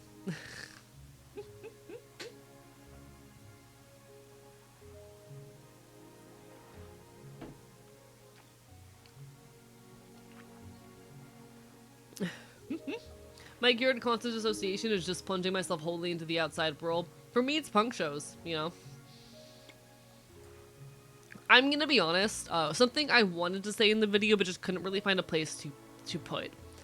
The way a lot of people talk about HRT as this, like, miracle that saved their lives and, like, you know, made them feel whole, that's literally how I feel about having a punk scene. When I talk about punk as gender, when I talk about how my gender is punk, that includes to that extent. Like, the thing that gave me the fulfillment in space to be myself is punk. HRT is this fun little thing that's bringing me closer to my goals in other ways. But you know. The idea that it's all fake kind of fills me with wonder, like I get to pick. For me, it gives me hope that we can construct something better, you know? It reminds me that so much of our world is arbitrary and that we do have the capacity to build something better, and that, you know, all of these evils are not inherent to the world. It is all arbitrary. And so many people have never even had the thought that, like, money isn't real, you know? There are so many people in the world I've come to realize and understand, as much as it kind of sucks to acknowledge, that have never even had the thought occur to them that money does not have inherent value, and that is a thing that only exists because we collectively decide that it does. The majority of people have never even considered that so many of these things we take for granted are, you know, arbitrary.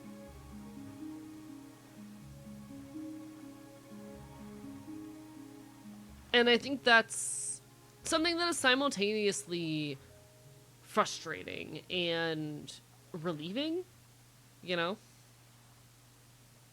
I say HRT made me feel good enough of myself to be able to go and be this person I've always wanted to be, and that's real as fuck, and I'm so glad I got to be that for you. Hell fucking yeah. Guys, I love punk shit, I love community, I love the idea of getting into HRT, however the woods, the outside, the dirt and trees that brought me to life. And that's also valid. Rowan, have you ever considered going to a show in the woods? That is a thing. Has Solus Fest already happened? Give me a second.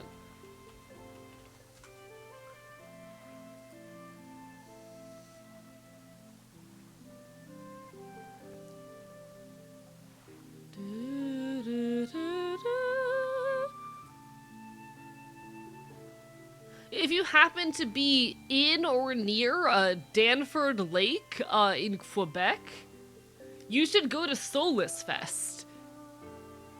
It is a music festival that is occurring in quote-unquote the forest near Danford Lake. They have free camping. There actually used to be like a wooded area near me where they used to do shows pretty regularly, but it got shut down. But like, one sec. I only know about this festival because a couple bands, a couple friends of mine are playing actually. But this is Soulless Fest happening in the forest near Tanford Lake. I can tell you that X30 Fingers and Confession Kids are both amazing bands that I love. X30 Fingers is personally responsible for me getting on HRT.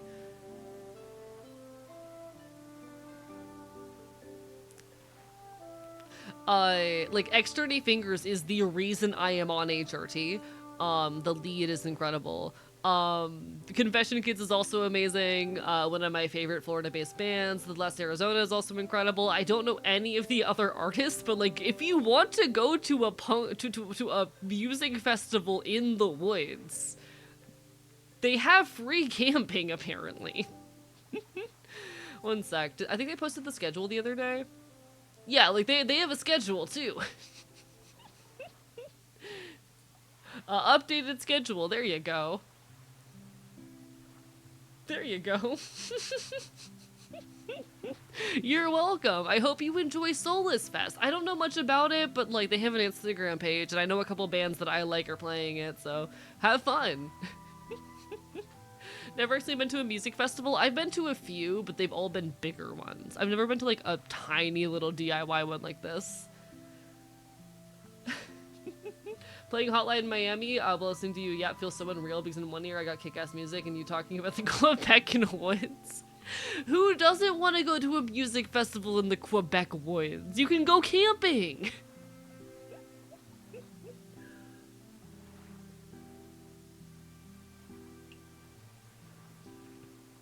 I want to go to a music festival in the Quebecan woods.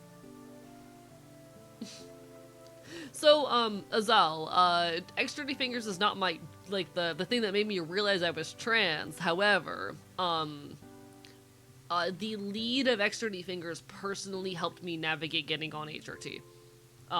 Like, I talked to her about it at a show, and she gave me her signal number, and we talked about it. Which is pretty cool. She helped me, like, figure out where to source needles and shit. Really, really cool person. I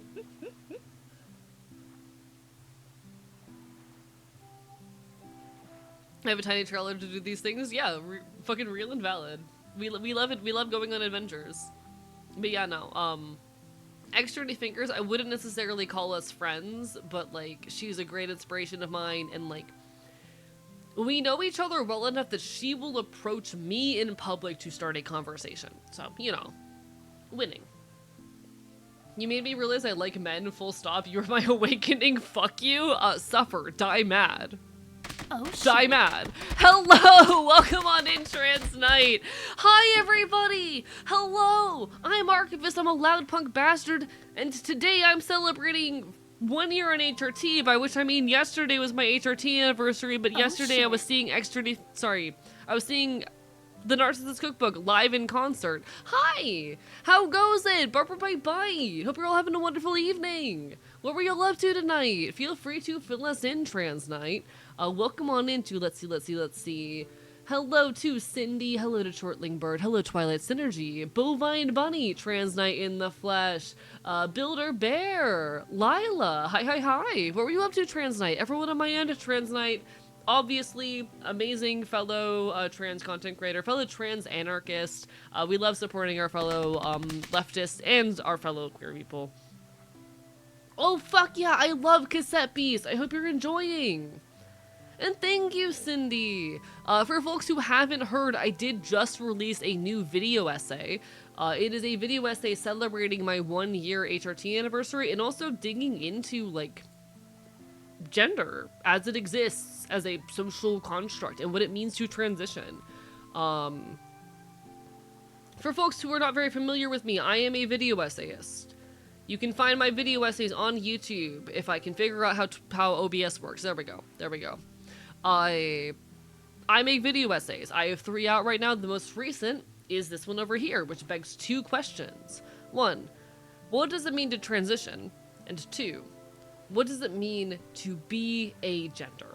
It is a deconstruction of transness as a means of trying to please cis people and a ask for, or rather, an attempt to try to construct a notion of transition and of gender that is more trans-centric and more centered on the trans experience, you know?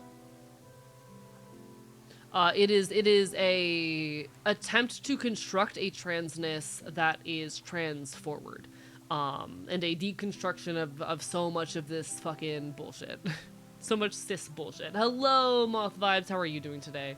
Beat it a couple days ago, doing some post game stuff. Gonna start the DLC. Hell fucking yeah! I hope you've been having fun with it. I love Cassette Beast. Amazing game. For folks who are coming in, I do want to provide a warning that I am currently drinking. I'm only tipsy. I'm probably not going to get drunk, but I do have an alcoholic beverage in hand. If you are uncomfortable being exposed to people who are, you know, inebriated, do take care of yourselves first and foremost. But lovely to see you. It's a cool video. Go watch it up stream. I'm glad for the folks who enjoyed it. I put a lot of work into it. It is, how do I say? Whereas I Don't Regret Girlhood was very much just kind of meant as a jumping off point to open the floor for discussions of non-normative trans experiences, this is my first attempt at getting into queer theory. And a year from now, I want to come out with a much more aggressively theory-based video.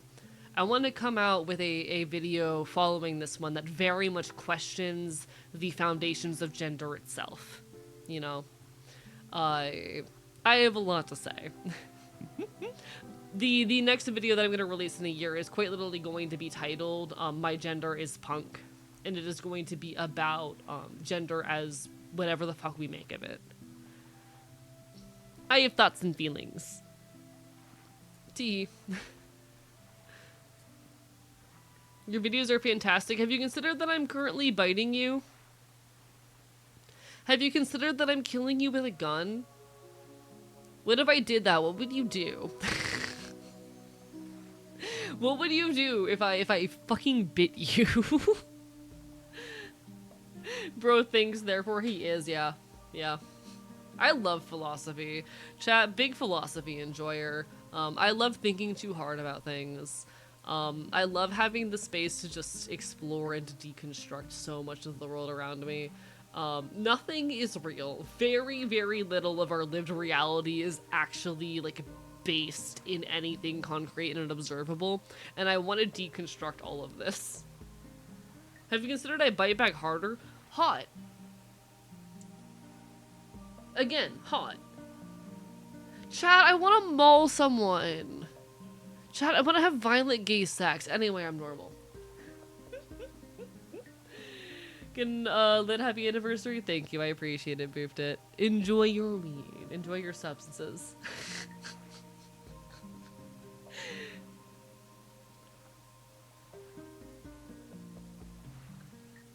Chat, world's most normal guy. World's most normal guy. Roll up my sleeves so you can have more to bite. Thank you, Trans Knight, for being a very supportive friend. I am genuinely just tipsy. I'm right here. You're so right. I should have, like, fucking bit you at least once. I should have. I was too shy. Like, admittedly, I was too shy. Meeting you for the first time, but I should have.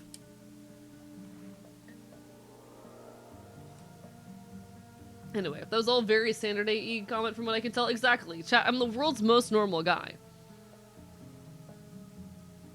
I'm the world's most normal guy. It's a very normal guy thing to want to have violent queer sex, you know? I'm so normal.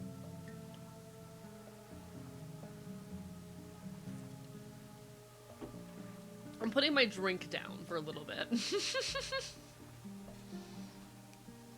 I don't know about most normal, you are a guinea pig. Excuse you, I am a fox, bird, dog, chimera from Celtic folklore. And also, I'm biting you right now. Suddenly really want to get a chest binder.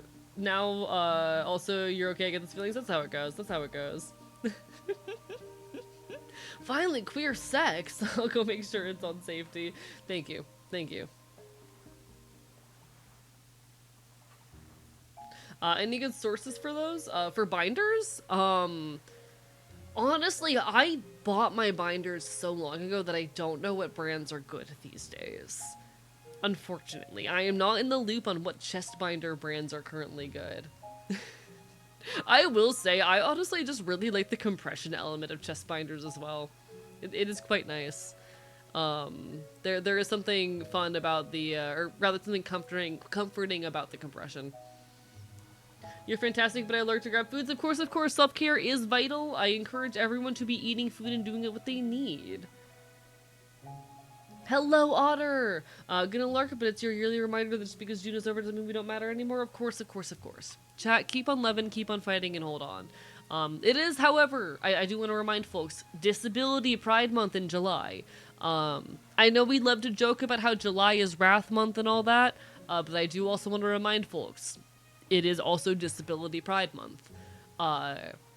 Remember to keep the rights and interests of your disabled friends and your potentially disabled self and your future disabled self, because chat, if you live long enough, you will become disabled. In mind. Moth vibes, what the fuck? What if I eat you? I'm gonna eat you. Arrah. Arrah. Thank you so much. It means the world. I think those are our first gift subs of the month, and it means a lot to me. Especially as someone who does rely on this for a good deal of income. Thank you so much, Chortling Bird, for the gift sub to Otter. Thank you guys so much for the hype train. What the hell? Listen, every now and then I need to make sure the threats are not desirable, okay? Okay. I'm not technically disabled, but my knee is just fast expanding its cartilage reserves. Thank you, Natalie, for the bits! What the fuck?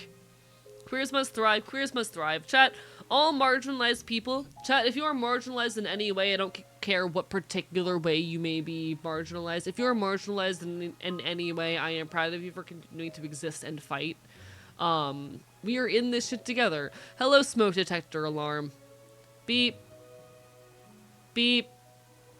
Beep. Beep. Thank you, Araya. Beep. Beep. Beep. I can only carry that bit on for so long. What the fuck? Thank you everyone for the bits. What the hell? I'm gonna commit crimes in your general direction.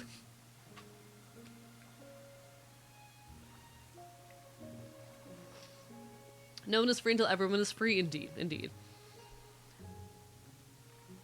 That doesn't sound good, Ahi. Maybe go look at that. Beep. Beep. Beep. Why are you all being nice to me? That's not allowed. Chat, you're not allowed to be nice to me. What the fuck? You're only allowed to be nice to me if you're calling me hot. Chat, I'm normal. In a free and liberated world for all. Indeed, indeed. As I was saying, I am so proud of everyone, whatever form of marginalized you may be, for continuing to exist and fight every day, because I know it's not easy, especially when the world looks as it does. But this is the life worth fighting for, and I pray, I hope, will one day see a world wherein things are better.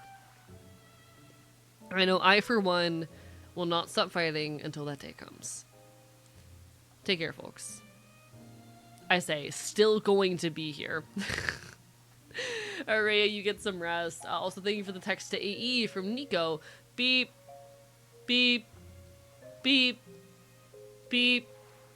Beep. Beep. Beep. Beep. Beep. Beep.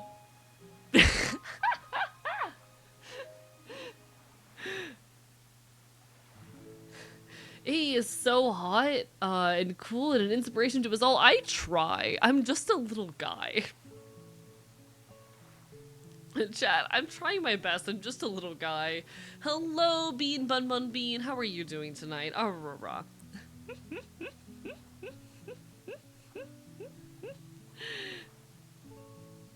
If they want me dead, they will have to kill me. A Bug Story. I'd play that game. I'd play that game. Changes the AE sound effect as smoke detector batteries. Rude, rude. You're gonna take my batteries out and try and correct it without consent? Don't you know that's like... I don't know what allegory to make here, actually. I'm gonna stop. I'm deciding that this allegory is not going anywhere good. Does estrogen make you hot? It can. I'm a, it can. Listen, I'm a big fan of androgyny personally, you know? I like when people are a little androgynous. That's my taste.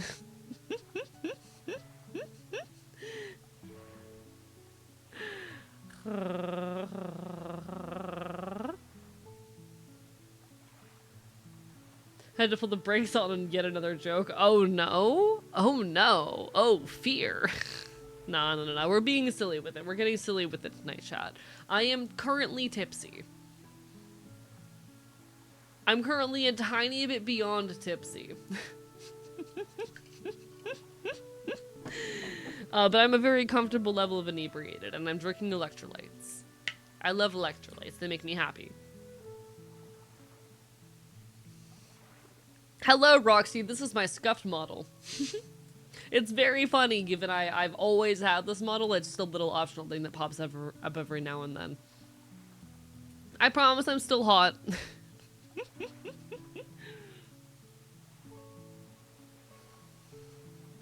I promise I'm still hot.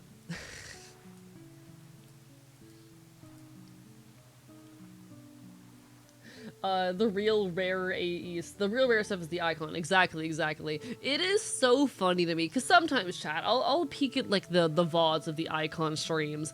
It is really funny to me how often people come in and go, oh, new model? Because that would be such a harsh rebrand. Like, handsome, cunning, revolutionary to femboy? That would be such a rebrand. Can confirm why, thank you.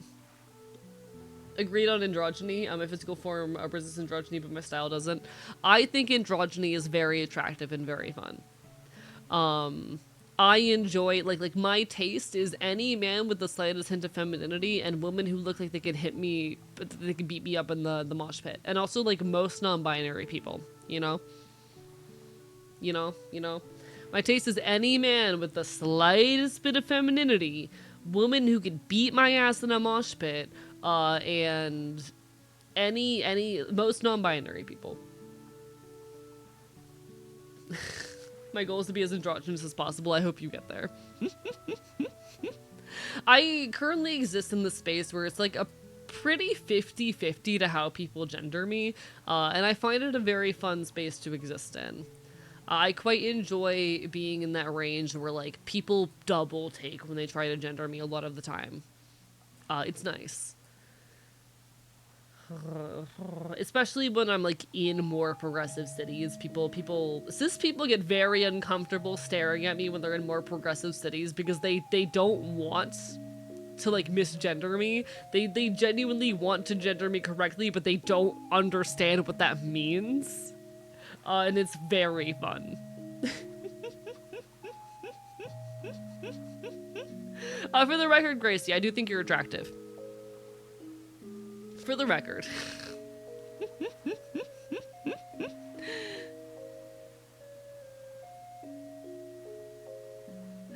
Fan of women who can just straight up kill me or twink sister good too. Real and valid. Live your best life, genuinely. Hell fucking yeah. How do I say? Nah, I honestly really enjoy existing in a space with gender where cis people are really confused. Cause, like, you know, the bigots and the assholes, they look at me and they can tell that I'm some variety of queer and they automatically hate me. But, like, the progressive, like, you know, cis, you know, Democrats, vote blue no matter what folk, look at me and they're like, they don't want to misgender me because they know that's rude, but they're staring at me like, what are you?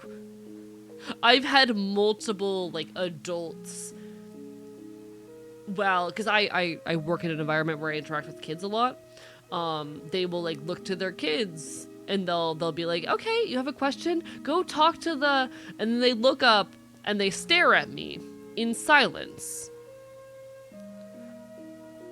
They... and honestly, go talk to the they. Very fun way to be referred to. It's very fun. You're gonna make Gracie explode? Good. Suffer. Assigned to they at child. Hello, Kova. How are you doing? Burp, bite, bite. Life is good. It's lovely to see you. I appreciate the congratulations. I love when people just try to give up trying to gender you. It's very fun. It's very fun. Oh, did I miss a bark? My bad, my bad. Apologies, folks. Let me get that. Arp! Arp! Arp! I am, in fact, drunk. It's fine. There's just a little bit of alcohol in me. There's just a little bit of alcohol in me. I almost reached for my alcoholic beverage again. Hi, Lyrie. I already said hi to you. You've been here. I'm normal.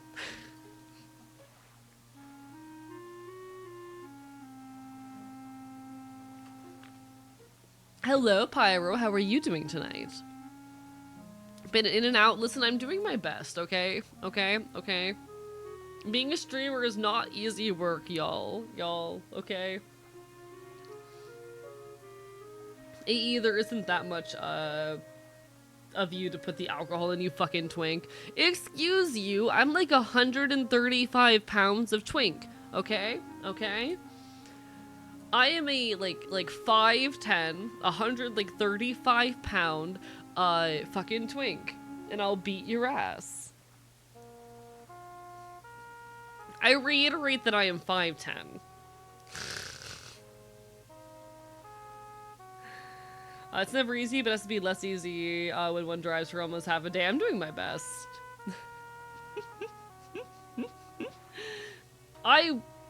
Okay. It is worth noting, like, as far as healthy weight is concerned, it's very dependent on your body. And things like BMI are not useful scales.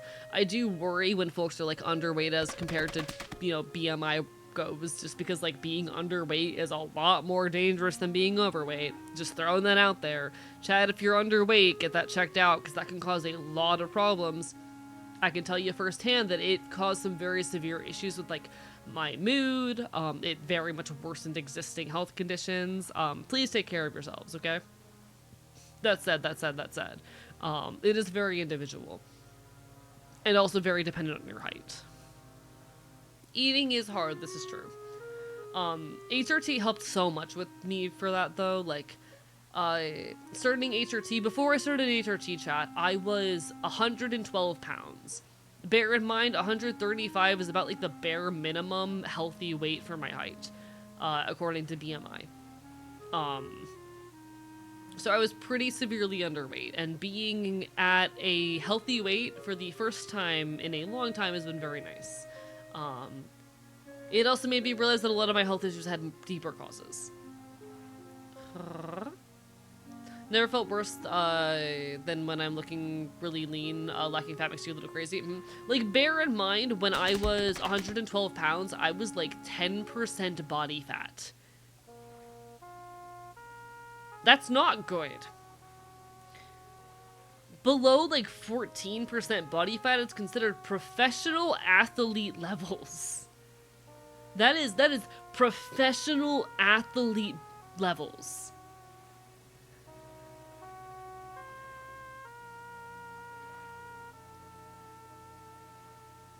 Yeah, it was not good. I'm glad to be back up in a situation where I am like, probably around like 16 to 20% body fat, which is a good range to be in, you know.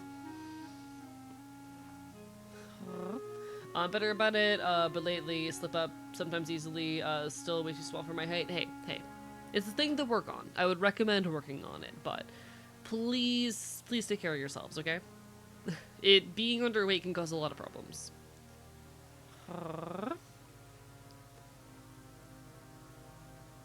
Sway is built like a professional athlete. As someone who does not work out, mind you. As someone who does not regularly exercise.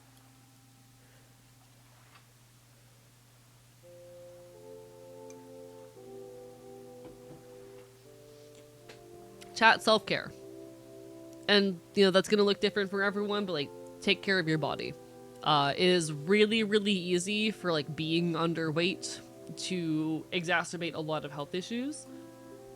Oftentimes in ways that you will not notice. Being so honest. My body still cannot properly regulate its temperature to this day, due to the fact that I spent a lot of my teenage years underweight. It is also the cause of my gastroparesis. The reason my stomach is paralyzed is because of the amount of time I spent not eating. So several of my serious, like, health issues that make it hard for me to live on a day-to-day basis, my disabilities, are directly correlated with the fact that I spent a lot of my teenage years underweight. And I know it's not easy. But please take care of yourselves. I had a question regarding gastroparesis. Can you feel pain in your stomach? I do experience nausea. Nausea and whatnot.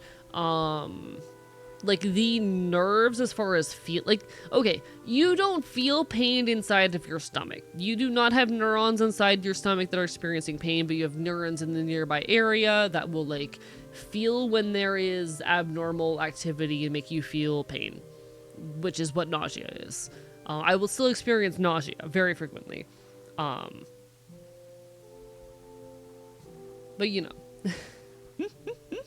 10% without being an athlete is pretty tough. Used to wrestle back in high school, and, like, 5'4", I guess my lowest was like 14%. Yeah, it's not great. It's not great. I'm glad to be in a much healthier range. There's actually a lot of parts of your body wherein there are no actual, like, sensory nerves that, you know, process pain. And so pain that you feel in those areas is actually kind of an illusion, usually produced by neurons that are not in, but just outside of that area. For example, if you ever experience a headache, there are no actual pain receptors in the brain, but there's a bunch of pain receptors outside of it that, based on, like, pressure in your head or other forms of, like, agitation and inflammation, can make you feel like there is pain in your brain. You know?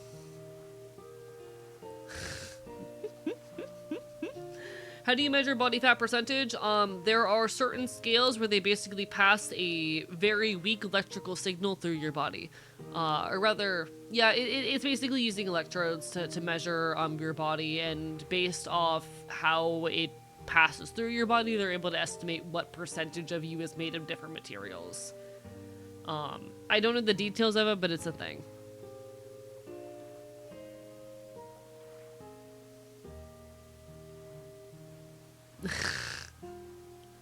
As a frequent migraine haver, this is news. Yeah, there's no actual pain receptors in your brain, but there are pain receptors, like, around your skull that will sense things like pressure or whatnot that will emulate the idea, or rather put the idea, you know, it feels like there's pain in your head. It's just that there is neurons just outside of, like, the brain that make you feel that way.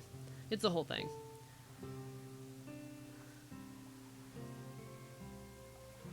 Good night is a greeting. You take care, cute angled. All the best. Bye bye. I appreciate the hell out of it. Take care of yourselves. Also important to note, people with autism feel pain differently. I mean, yes, but this does not change, like, necessarily the way that your pain receptors are, you know, distributed through your body. Your brain will invent pain in severed limbs. Yeah. Your brain does a lot of weird illusionary shit. Hello, Plank. Bye bite. How are you? But yeah, no, like, a lot of your organs, you can't actually, they don't have any actual pain receptors in them. So pain, you feel them as kind of illusionary and usually associated with nerves that are just outside of those areas. Hello, Eileen. Or rather, we were literally just talking. Sorry, I'm drunk. Do you know anything about guitar maintenance? Just got my first one, doing a basic setup stuff like adjusting gauge, etc. But like cleaning stuff on acoustics. Oh shit, there was an oil that I used to use for it. Give me a second.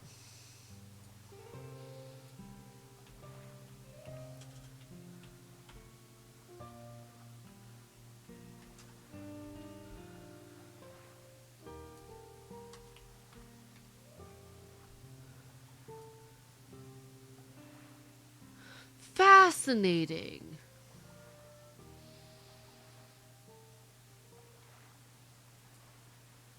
Sorry, so I was looking at this product that I've used to clean my guitar in the past, and the first result I see is a thread, a Reddit thread, that says, I no longer recommend this product to my students. Huh.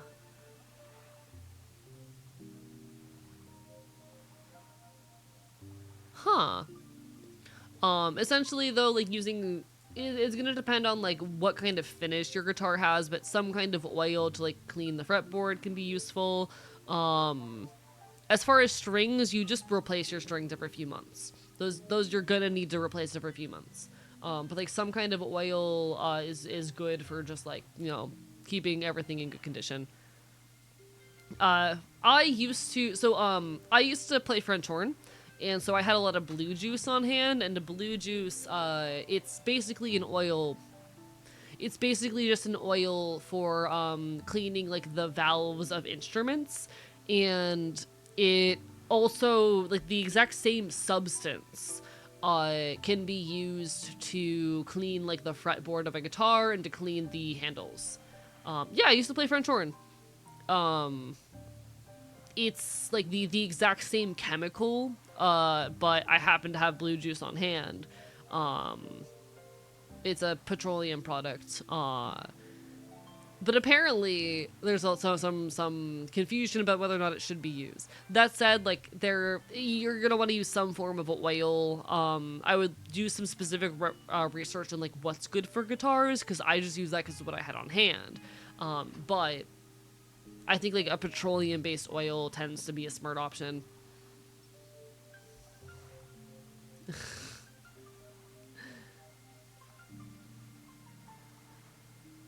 We can all be horn buds.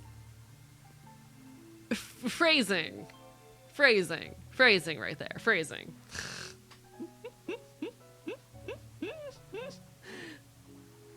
Phrasing. No, I used to play French horn. I do miss it. I don't currently own one, which is very unfortunate, but I do miss it. I do miss it. It made me quite happy.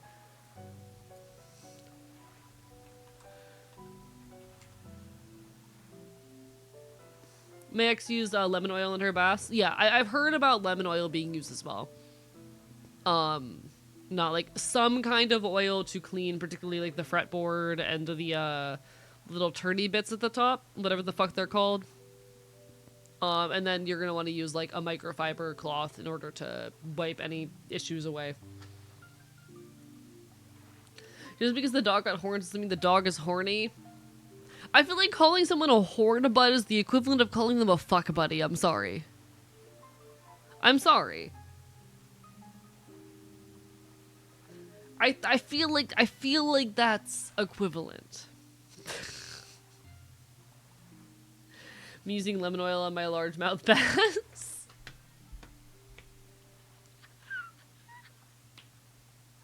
Put that shit in my mouth.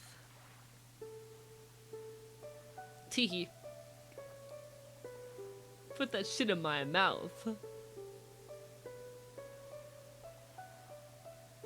You know what that means. Fish. I made that joke at the concert. Boosted says if you want some heartwarming news today, then look up what happened at the Empire State Building today. I will give a peek at that when I get a chance. Arrgh. You're drunk. How much did you drink today is today? I've had like an amount of vodka. Okay, I've had an amount of vodka. I don't know how much.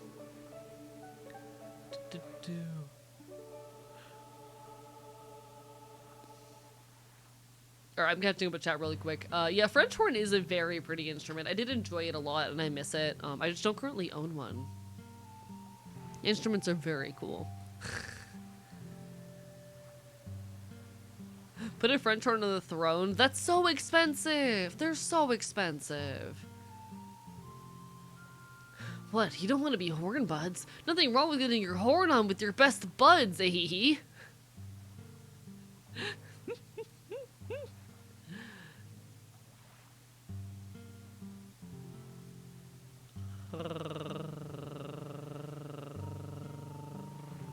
Listen, okay, I'm drunk. I need you guys to understand that I'm currently drunk.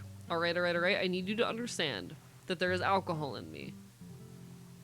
I need you to understand that there's alcohol in me.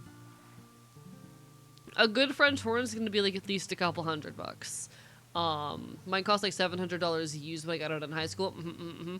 Like a decent French horn is going to be like at least $300 or $400. And if you want something actually good, you're looking at like $700 to $1,000. Welcome on in. I'm that guy on the internet. Which guy on the internet are you? There's a lot of those.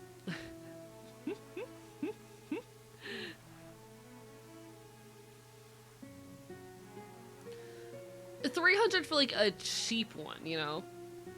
A pro French horn costs thousands. Usually, yes, yeah.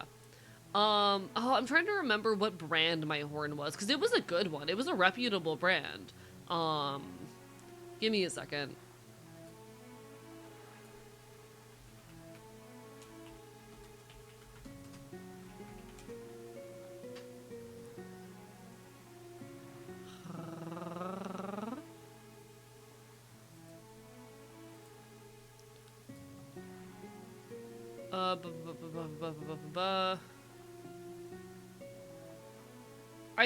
Oh, what was it?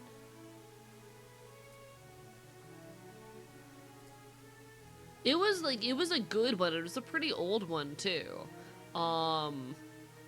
Shit, I don't remember what type of French horn. I think it might have been a con. One sec.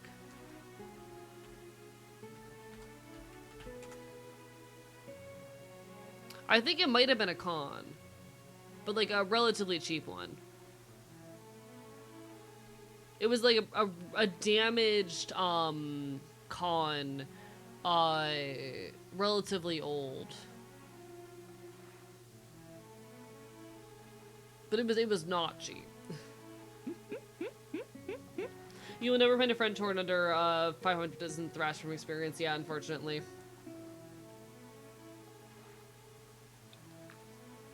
You take care, Theseus. Get some good sleep. Bye-bye. All the best. CONN. It's one of like the very noteworthy historic brands in French horn development. And like they're still really expensive to this day. I think it might have been a con, but I don't really remember.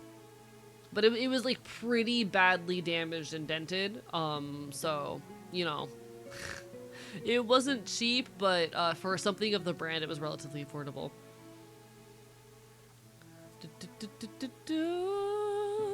You take care, Lyrie. All the best. Bye. You take care.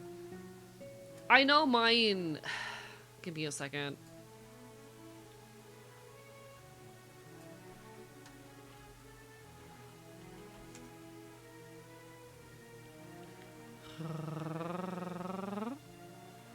Yeah, I don't fucking know.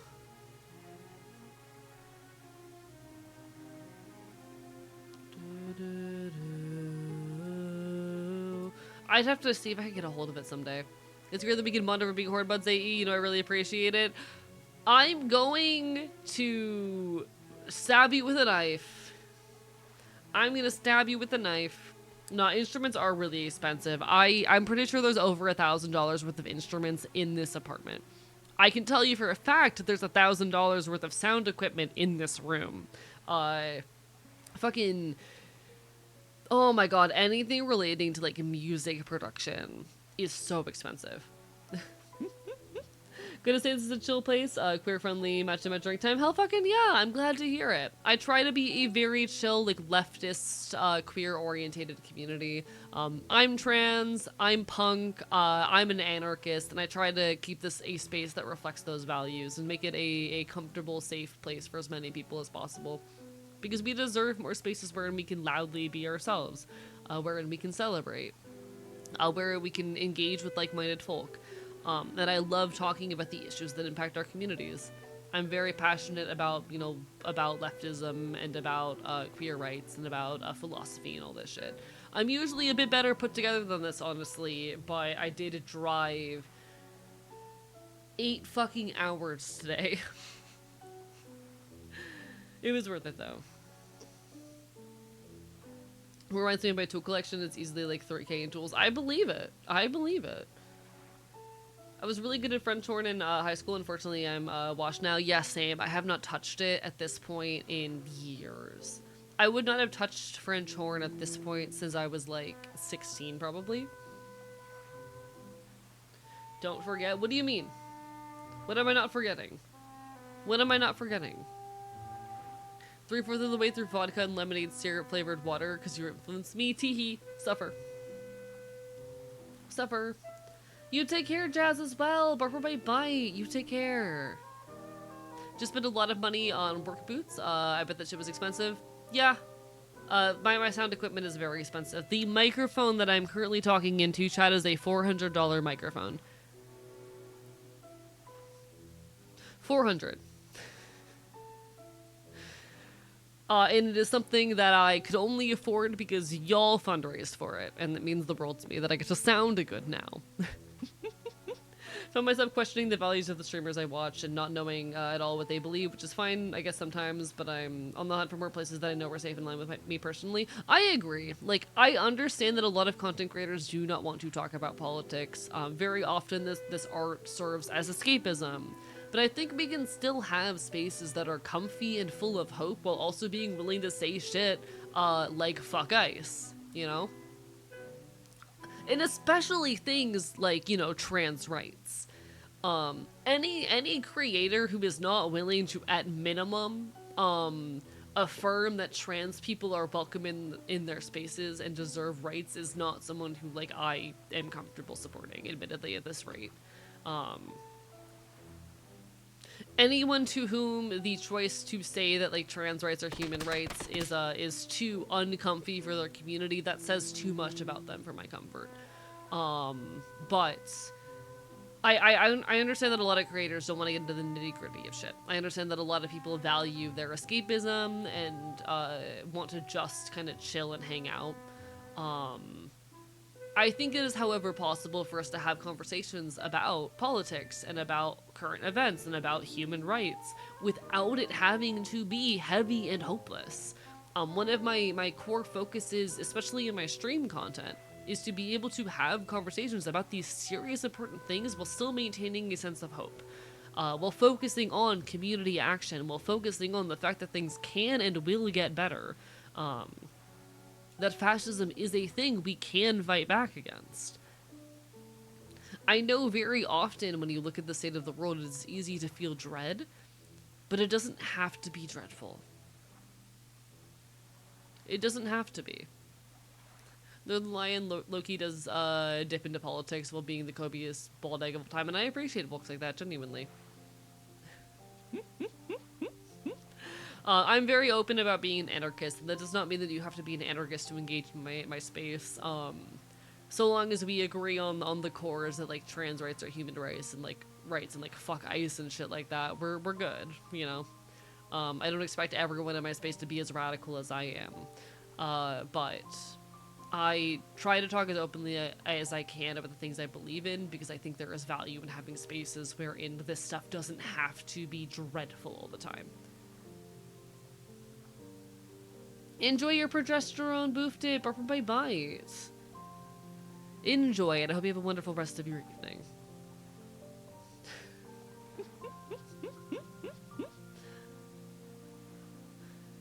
He ain't gonna fuck with me, but don't fuck with me? Something like that. I'm just a guy. Chat, I'm just a guy on the internet. I hope you know that. I am just a guy on the internet.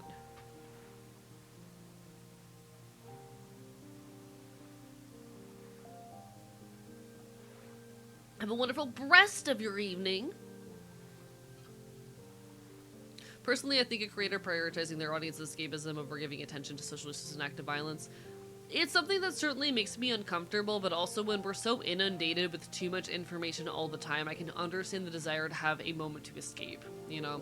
I can understand when you were, like, when you just got off your 9 to 5 and you just want to play a video game and hang out with folks for a little bit. Like, I can understand wanting to take a couple hours where you don't necessarily have to think too much about these things. Like, it's a very human desire, for lack of a better term, you know? I think it is a very human desire when we are so overwhelmed, and intentionally so, constantly, to want a space where we cannot think about these things, or where we don't have to. But my point in what I say is that I think it is possible for us to talk about these things without it being dreadful, and that's why, in one of my core intentions behind my art, you know? I agree that it is not good. I agree that it is bad. But I am an overly empathetic person who understands where it comes from. And again, I want to encourage the notion that these are conversations we can have without having to be heavy.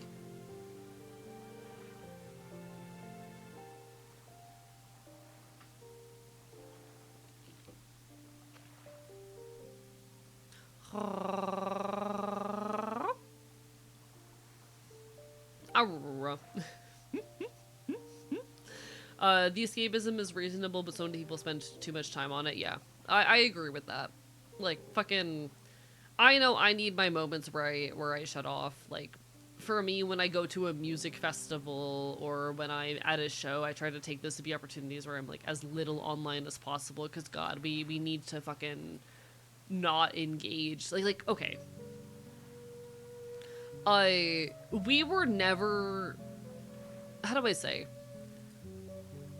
I want to be clear when I use the word designed, I fully understand that, like, evolution is not a thing that happens with intention, but I can't think of a better word to use here.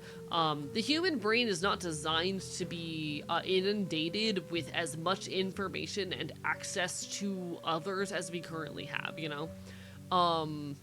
The human brain is not wired for a world wherein we are constantly in aware of the news and constantly aware of the suffering of everyone around us and constantly accessible, where we are 24/7 expected to have access to the internet and be available to everyone around us and to be aware of everything. And I can very much understand why in a world wherein you are expected to never tune out, you would find and look for those opportunities, you know? I know I'm someone who is particularly hardy to a lot of that exhaustion, but I know even I have my moments where I need to fucking turn my phone off for an evening so I can just have a break, you know? And I don't do that in my art. I take those moments privately. But God, fucking hell, even I need my moments where I fucking turn my phone off for a bit. Because it is a lot sometimes to be aware of everything. And that does not mean that I do not care and do not value this.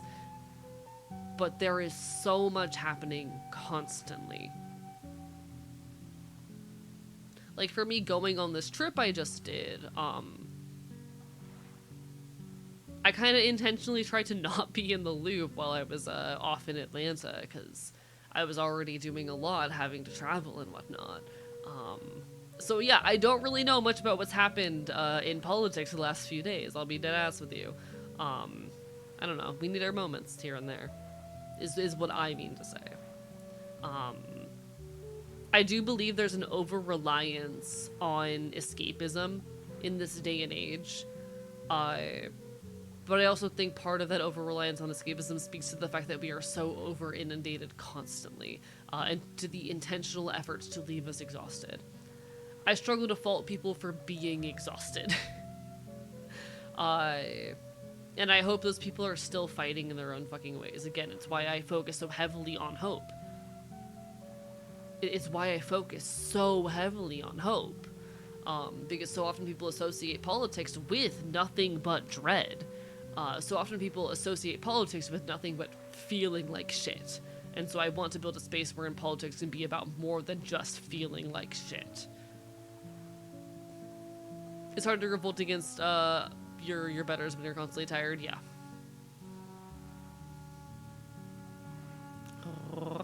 I heal at punk shows. That's how I do it, but you know. I do agree though, like the people for whom their only desire to not engage with like politics in their art is like driving off audience and making money, that I don't fuck with. I think I've pretty thoroughly proven at this point that you can still garner an audience and make a good deal of money as a creator while openly talking about this shit. I think at the very least my existence proves that much.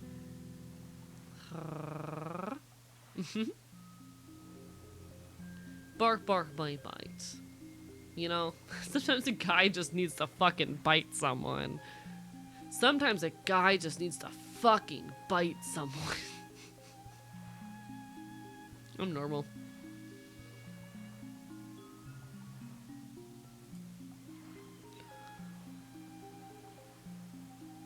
Well, world's most normal guy. What's wrong with me? Hello, welcome on in, Callista. Bark, bite, bite. Things are going quite well. We're currently yapping. It is my 1 year on HRT anniversary. A lot of thoughts in my brain. Many activities happening. I just got back from a trip to Atlanta. Life is fun. Hello, Clueless as well. World's most normal guy. I'm definitely not drunk right now. Teehee. I wonder, chat. I do wonder. I'm not gonna do this because I like value the sanctity of my art and whatnot, but I think it'd be really funny to come on to stream one time drunk as fuck and just see how long I can convince people that I'm sober. Are you on HRT to shoot for androgyny? Sort of. I do think as far as like being gendered, I prefer to be gendered as mask. Anywhere from the androgynous to mask range.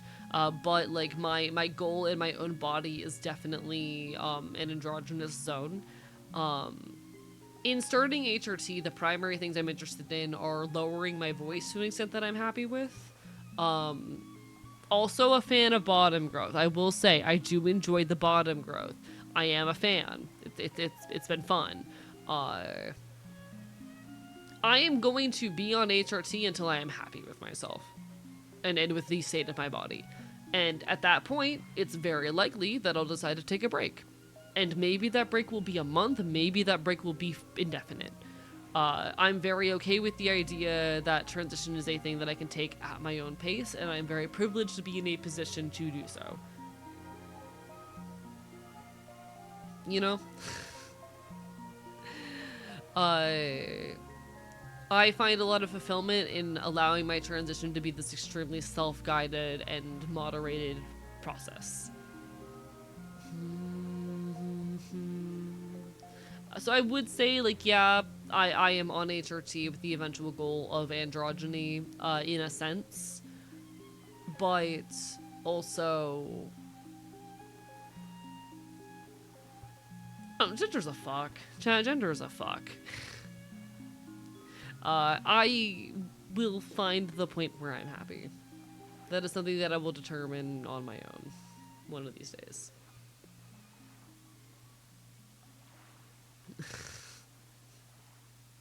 As far as bottom growth, essentially your genetics hold the capacity for like both, for lack of a better term, male and female body parts.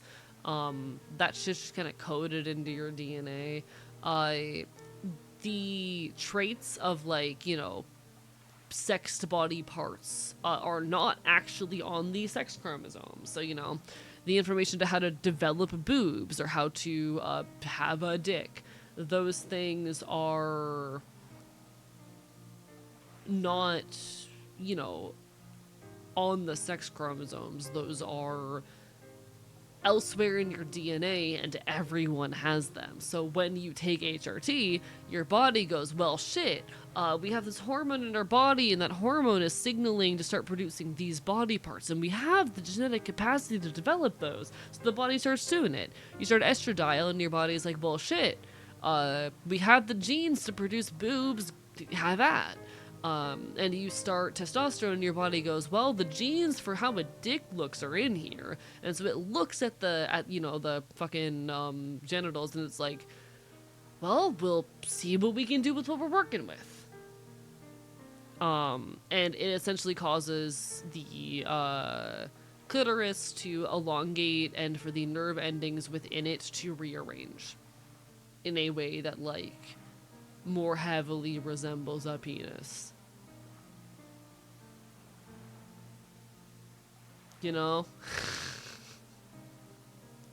That's also why it does, like, fat redistribution and shit. That's why I choose not to have a gender. Real and valid. Have fun with it. And, like, because in, you know, adulthood, a lot of these structures are so firmly established, there's only so much that hormones alone can do, particularly in cases like bottom growth. But it's gonna do its best. It's gonna try.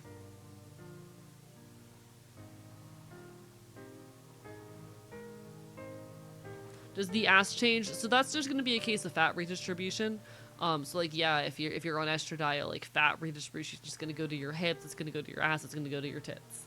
And then if you're trans mask, a lot of the fat's gonna go to, like, your stomach and shit. But the term bottom growth has nothing to do with the ass, though. It's about the genitalia.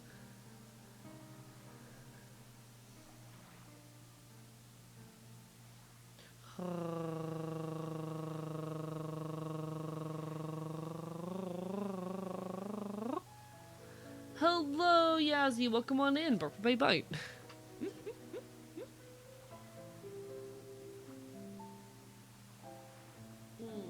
Alcohol.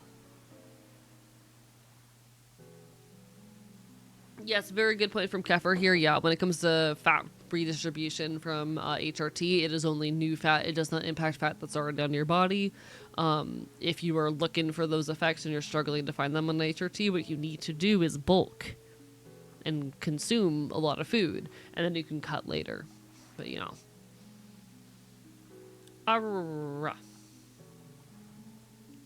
After fat redistribution, my boyfriend keeps trying to get me to wear mom jeans. Good luck. Good luck. Chat, why am I sleepy? What the fuck? That's not legal? That's not allowed? What the fuck? I'm not allowed to be sleepy?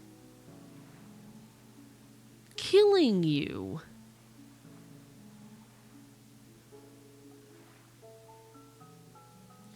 So being a skinny bitch gives me an advantage. I mean, you're still gonna have to gain weight to get fat redistribution and then hold on to that weight. But, you know.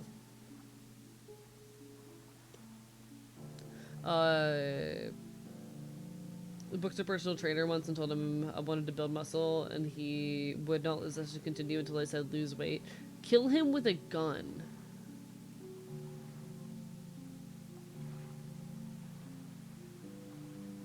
So he's getting told you have a big dick or big dick energy gender affirming. I'm neutral on it. I don't particularly care. But nah, have you considered killing him with a gun? Hello, Neko Boy Blue. Bye bye. How are you doing today? Time starting E with a gain 10, lose 10 cycles, and now my ass is insane. Hey, keep on winning. Keep on winning. But no, I drove 8 hours today from Atlanta, and I'm tired, chat. I won't be in the business call tired. Ugh. Who's getting shot? It can be you. It could be. It could also be a lot of people. But particularly it is the fitness trainer, who refused to allow muscle gain to be a fucking valid workout goal. Which is dumb, for lack of a better term. Please forgive my crass language, chat, if you will. That is what I personally would term, though, as being bad. Get tired driving my 3-hour commute to college when I was visiting home. Yeah, no, 8-hour drive. Longest drive I've ever done in my life. Also, chat, this trip was the first time in 8 years I left Florida. Chat, I have officially left Florida for the first time in 8 years. That was interesting. That was a time. Hello, Astro. How are you doing? Bye. Yesterday was my HRT anniversary, and we're just gonna yap in, causing some problems, as we're off to do. I'm also noting I'm probably extra tired because I started stream an hour early, or rather an hour late, I'm realizing. So normally right now I'd be in a situation where I only have an hour left in stream. Whoops. It's been my early formative years in Florida in the worst city. Can I ask what you think the worst city to be? Because I love Florida and will defend Florida with my life. Florida is my home. It has been my home, like, since the day I was born. And I believe that there is so much worth fighting for in Florida. The community here and the ecology here are incredible. Want to know what you think first? So, I don't know if we're talking, like, a big city or a middle of nowhere city. Because, like, if we're talking... I'm gonna put my bets on Daytona. But, like... I don't know if you mean a big city or just, like, a middle of nowhere town. Daytona's pretty bad, though.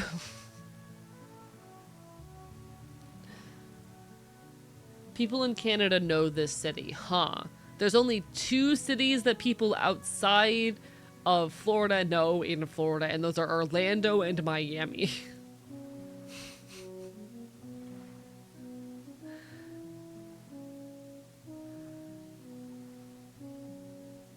The only 2 cities that people outside of Florida know in Florida are Orlando and Miami. Or really, you think Orlando is the worst city? That's fascinating. That's fascinating to me. I fucking love Orlando. Orlando is one of my favorite places in the world. That's fascinating.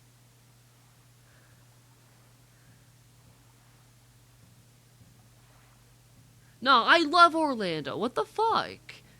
Have joke, what's wrong with you?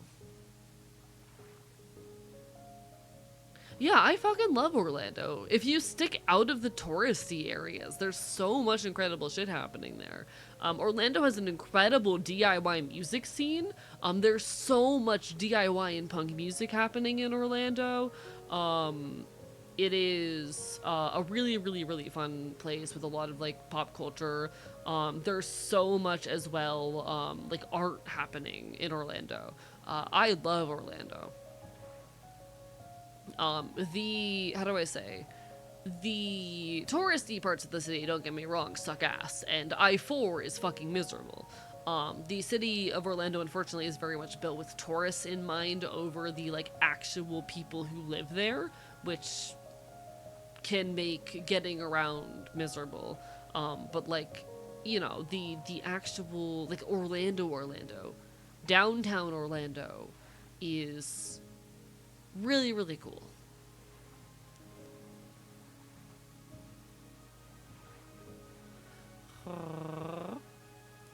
I again though have the issue I was speaking to earlier of I will fall in love in some small way with, like, every place I visit. That's just a me thing. That's just an AE problem. I left before the beeline became beast lion, so I can't speak on how it ended up since. Fair enough, fair enough. I quite love Orlando though.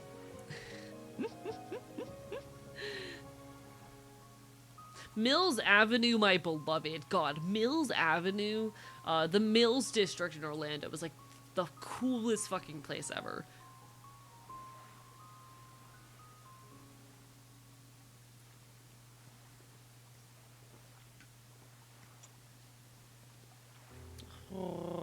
The only place in Florida I like more than Orlando is Gainesville.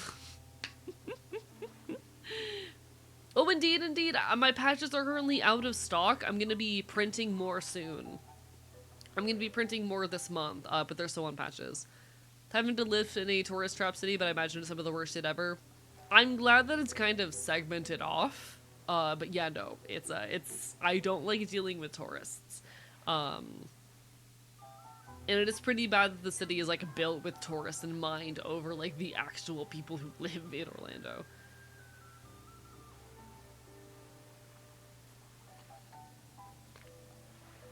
Enjoy the Lord Dragons. God, Chad, I love electrolytes. Chad, whoever invented electrolytes, thank you. One of my friends affectionately refers to Orlando as the world's largest small town. And I feel like when you cut the like touristy parts out of Orlando, that's very accurate. Orlando's downtown is like 15 by 15 blocks, tiny ass area.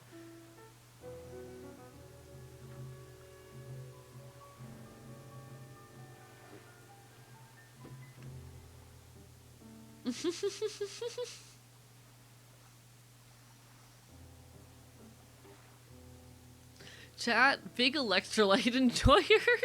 It's got what the plants crave. Chat, I love when they put salt in my water. It makes my heart feel good. I like when they put salt in my water.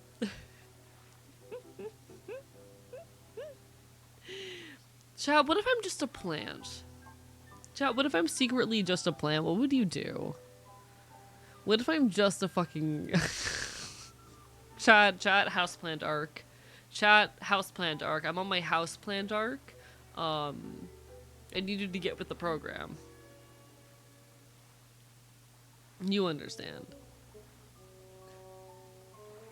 Hello, kind of human. Welcome on in. Secretly a fish. Chat. I'm secretly a piece of kelp inside a fishbowl. You understand. Sending you fertilizer as we speak. Thank you, I appreciate it. You aren't a plant? Hello, Frosty Emmy. How are you doing? Burp bite bite. Or rather, Frosty NB bite. Jesus Christ, chat, I'm drunk. Chat, there is alcohol inside me. Chat, I like it when there's alcohol in me. It's fun. I do quite enjoy it. I would call you a cannibal for playing a guitar made from other plants. That's not cannibalism, though. Cannibalism is when we eat things. You're thinking of necroviolence. That's necroviolence, not cannibalism. There's a difference. There's a difference.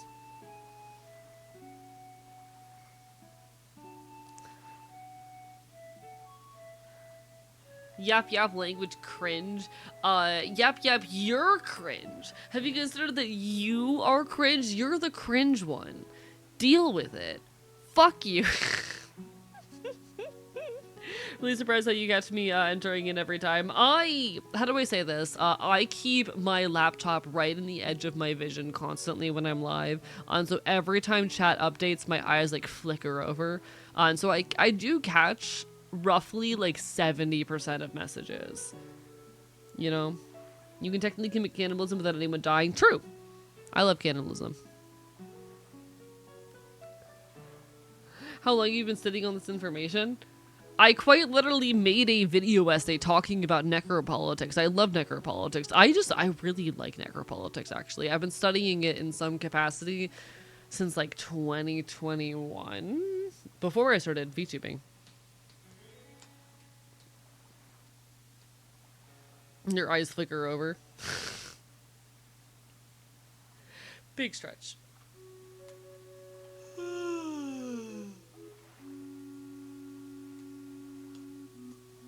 Big stretch.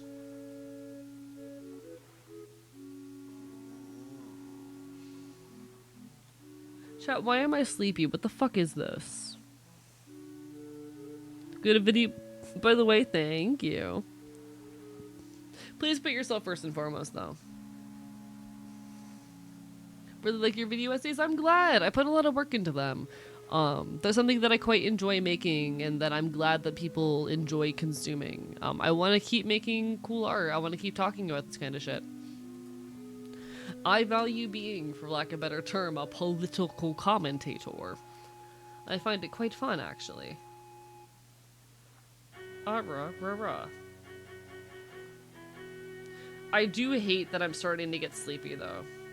I'm not very happy with the fact that I'm starting to feel sleepy. I don't want to be sleepy. I want to be awake.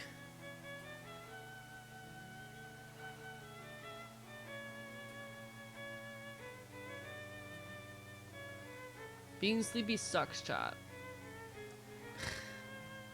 Chat, being sleepy sucks. Enjoy the video essays as well, they're quite nice. I do my best.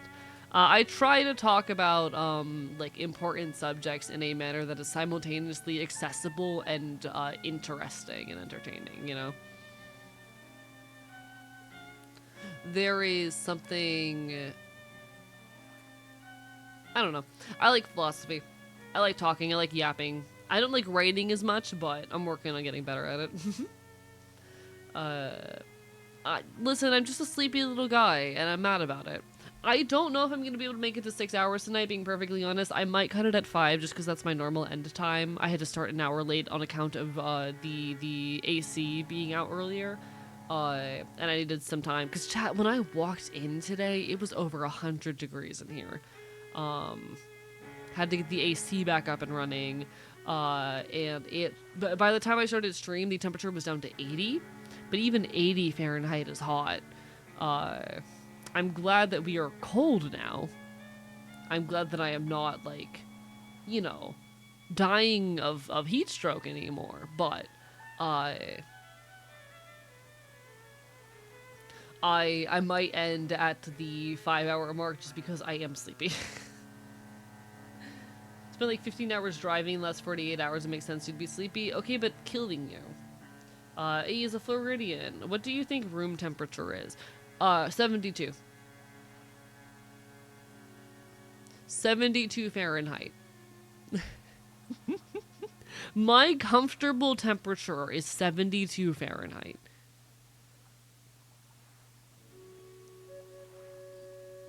That's my comfortable zone.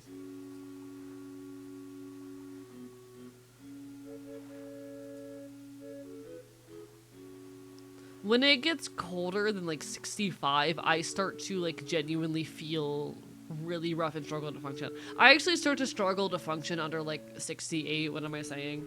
Under like 68 Fahrenheit, I start like shivering to a point where I cannot function. I cannot like drive when it's that cold because it's genuinely not safe because I keep shivering. I cannot handle cold. Not a guy who handles cold well.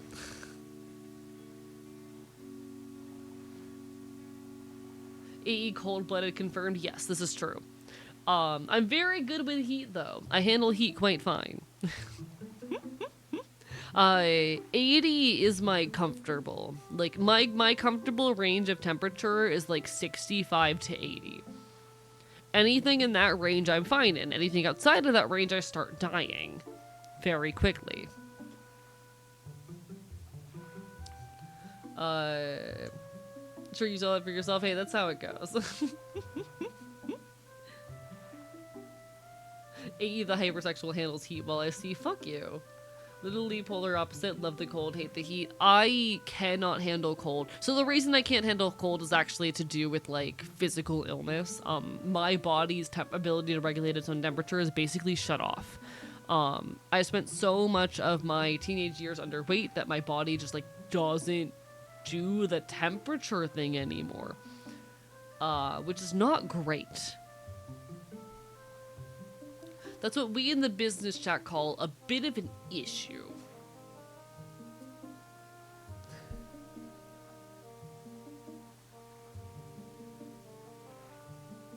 You know?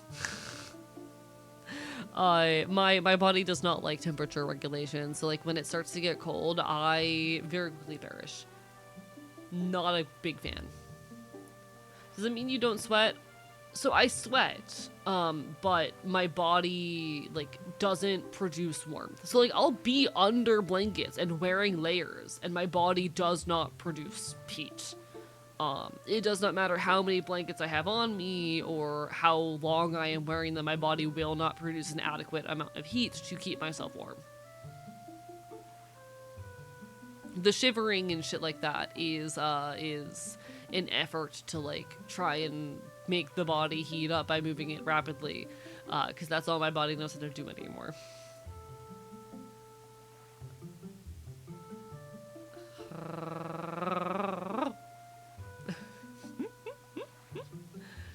But no, like, I handle warm a lot better because my systems for handling warmth, like, I suppose, are not as shut down. Literally can't the space heater when it drops below 65. I would be the same way, yeah. I would very much be the same way in that situation.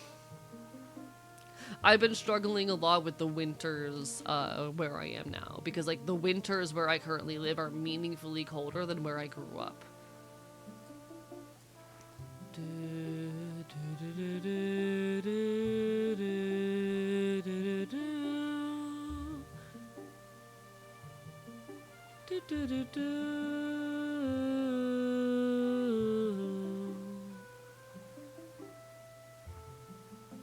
AE wearing a habitat suit like a comic book villain. Ah rah rah rah. Ah rah rah rah. Ah rah rah rah rah rah rah rah rah rah rah rah rah.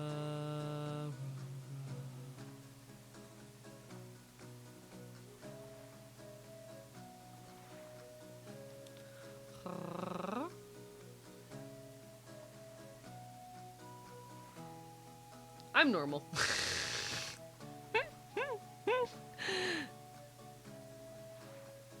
Chat, I'm real quickly, just for the hell of it, looking at the comments on my video, and transphobes are so funny. Chat, transphobes are so funny.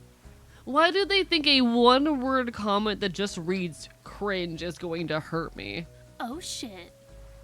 Thank you for the follow, bark bark bite bite. I'm just like, what are you doing thinking a one-word comment that just says cringe is gonna hurt me? Did you watch? You obviously did not watch till the end of the video.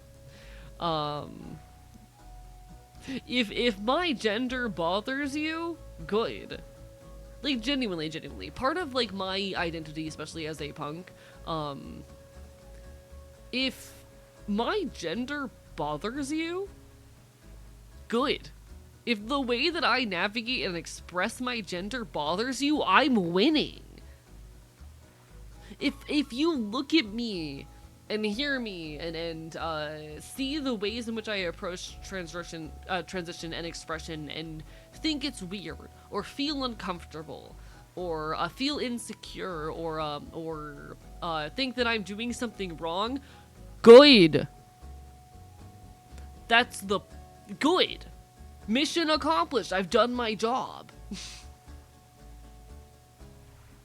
My gender is an art form. It's supposed to make you uncomfortable. Exactly.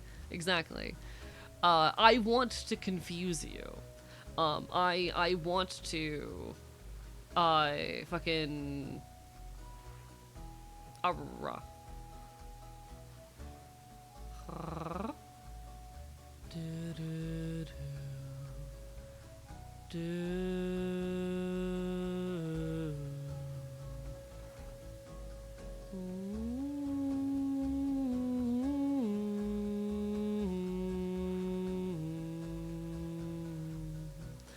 feels as though it's pushing boundaries. Boom, perfect. He's punk gender, exactly. I am scrolling through the comments right now and I'm finding someone here. So there's a thread in here that bothers me. Because it was someone being like, oh my god, the voice deepening is great. Fuck yeah. And it's another, the first response to it is, FTMs have it so easy. Motherfucker, I voice trained for a couple years. Oh shit. Thank you for the raid, Dream Guardian cast. Welcome on in, bark for bite bite. How are you doing? Bark Bark Bite Bite, it's so lovely to see you. Hi folks, I'm Archivist. I'm your resident punk bastard here on the internet. It's wonderful to see ya. Yesterday was my HRT anniversary and we're currently yapping and causing some problems to celebrate and all of that. I'm probably going to be live for about another hour, but it's wonderful to see ya. Everyone give some love to Cass, Bark Bark Bite Bite. Also watch my new YouTube video while you're at it. You should do that. Gun emoji, gun emoji, gun emoji, gun emoji, gun emoji. I was talking about a video, or a comment on the video that caught my eye. One person complimenting my voice and another person going back with FTMs have it so easy. Chat, I voice trained before starting HRT. I've played what my voice sounded like before voice training, and it is a massive difference. I would not, how do I say? My voice would not be where it currently is had I not done a combination of HRT and voice training. And it is actually, like, physically easier to bring the voice higher and make it smaller than it is to make it deeper and larger. Because physics. Because that's how physics work. The way that the vocal cords function, there is a ground point to how much you can compress something. There is not a height to, there's not a how do I say, a ceiling to how much you can stretch something if you work the muscle, but you know. But there's another comment below that one that bothers me, which is someone going, and he doesn't know if he wants to continue testosterone? What the fuck? You clearly didn't, you completely missed the premise of the video that one, I'm non-binary, and two, that like, my gender is punk. Fuck you. Fuck you.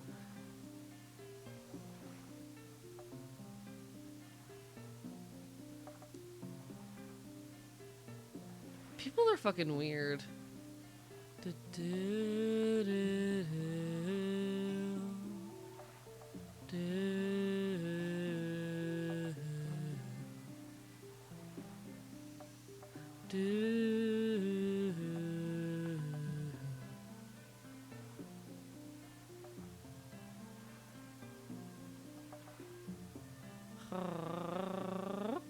So how's it going? Sorry, I'm currently reading through comments on my most recent YouTube video live on stream, which I shouldn't be doing because I think it'd be more interesting actually to do this in a week, but I'm drunk right now, so that's how it goes.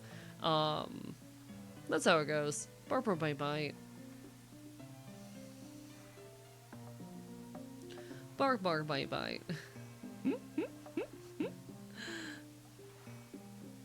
In any case, I need to properly go through the comments and like respond to things later and then like prep, because I think it'd be really fun to do a commentary track like after it's been out for a week and like the response is properly established. It's really interesting because the majority of the response has been very positive. But you know, I fuck with it. The majority of the response has been very good. Nothing but the fact that plenty of people are happy somewhere in between. Yeah, straight up. Punk bastard laughs at people not understanding them. Straight up. Fuck off.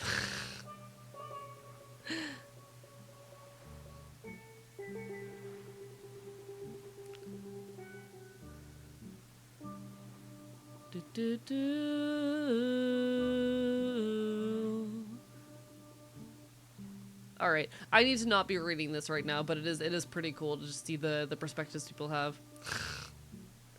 Anyone who tells me that I'm like doing transition wrong can suck my dick straight up. Anyone who tries to tell me that like the ways in which I am approaching my gender is somehow incorrect, fuck off. I'm quite happy with how I'm doing things, you know?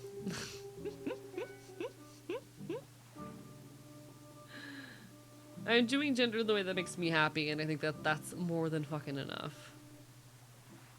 Ah, rah, rah, rah. Do I sleep tonight or just not? Nico, go to bed. Nico, go to bed. Sleep. Sleep. Go to sleep.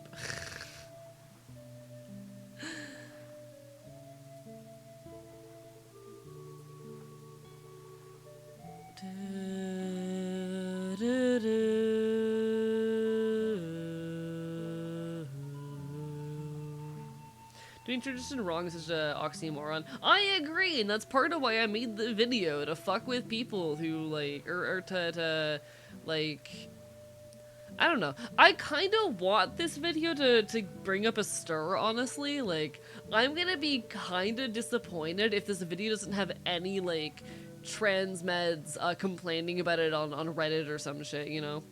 I'm gonna be kind of disappointed if I don't see, like, any assholes getting pissed at me on some corner of the internet. I made this video to say some things that I think need to be heard. And I kind of hope it ends up in the court of people who would hate me. You know? According to them, being a mass-presenting non-binary person is transitioning wrong. So true, true. A lot of them think being non-binary is, you know, wrong already. But those people can fight me, so. Those people can fucking fight me.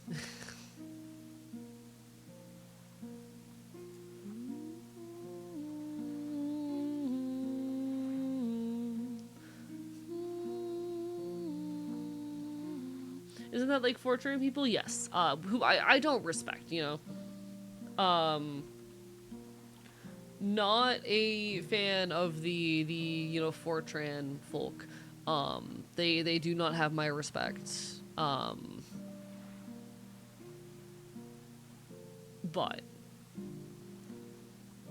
I feel genuinely bad for them. Oh, I do agree in that. Like, when I look at them, I genuinely hope that they get better. I hate this notion of, like, transness as something miserable. And that's, again, one of the things that I'm trying to, fight against in this video. I feel very bad for the people who genuinely hold on to the notion that transness is and has to be this, this purely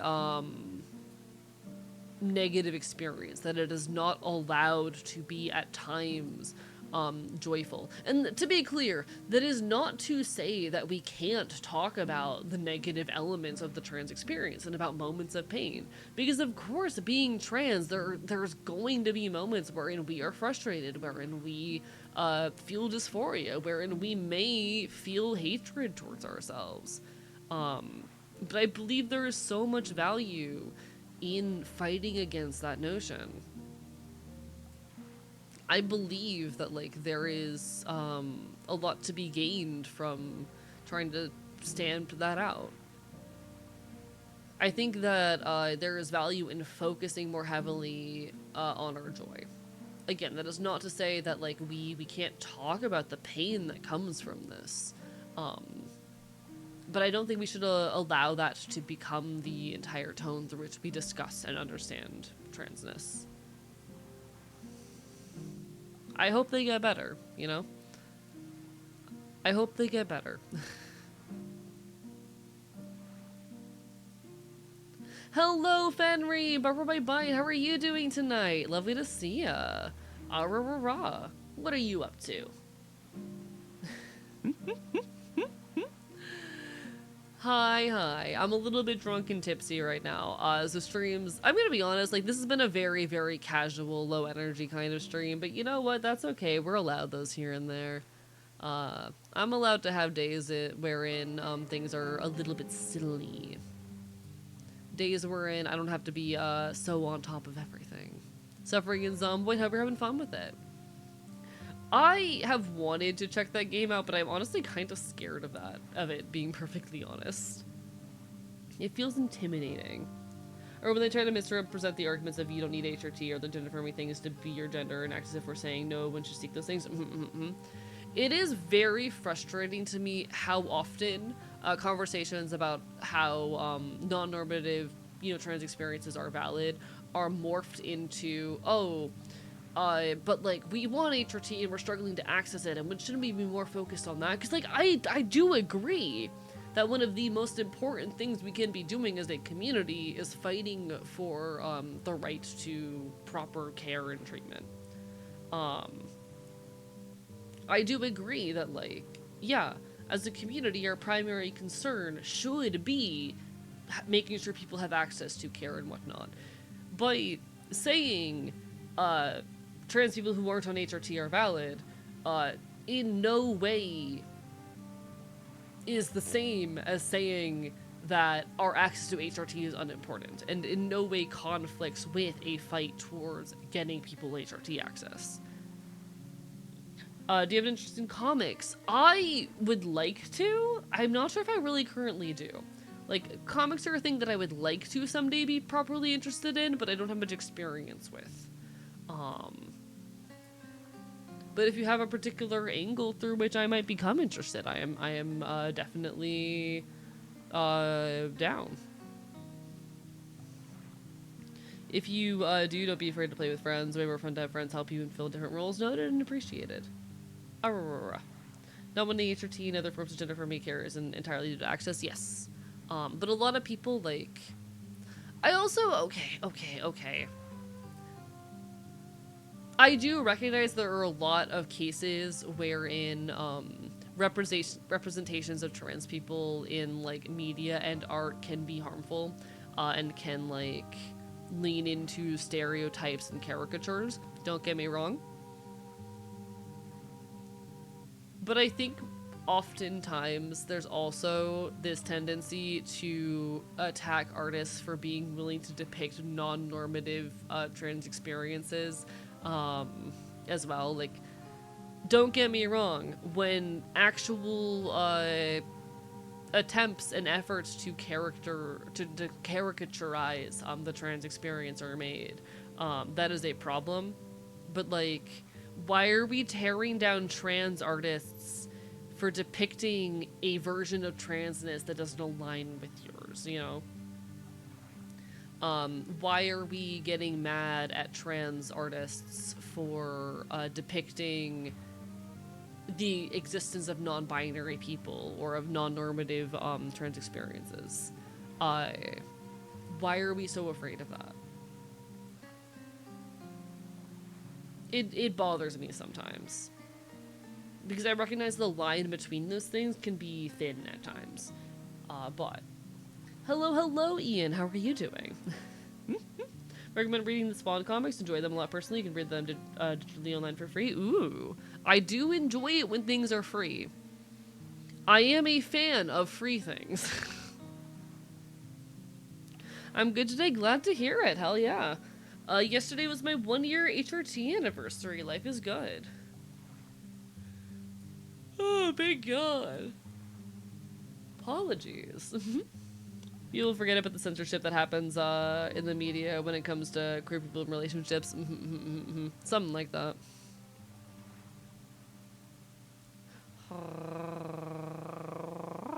But yeah, I am officially 1 year on HRT, which is pretty cool. I think we call that winning or something like that. I think we call that winning. No, it's been pretty fucking cool. It's been a hell of a journey. I'm very grateful for it. Life is good. Life works out. Hashtag winning. Chat, I'm hashtag winning.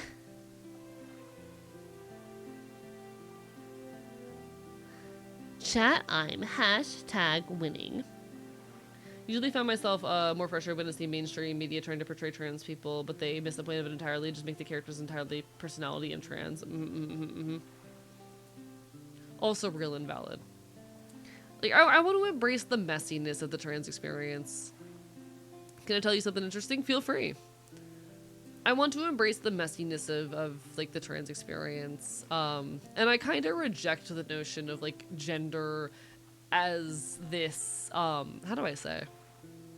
I kind of want to go as far as rejecting the notion of like this structure of you are male, female, or non-binary entirely to an extent. Like, why let ourselves be held, or why are we trying so hard to slot ourselves into heteronormative structures and ideals, you know?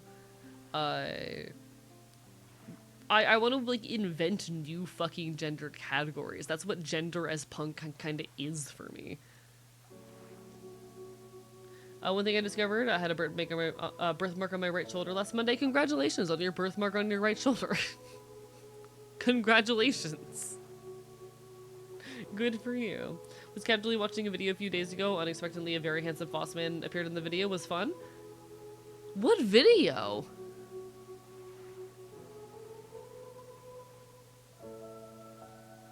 Handsome Fops man? Ayo? I like those.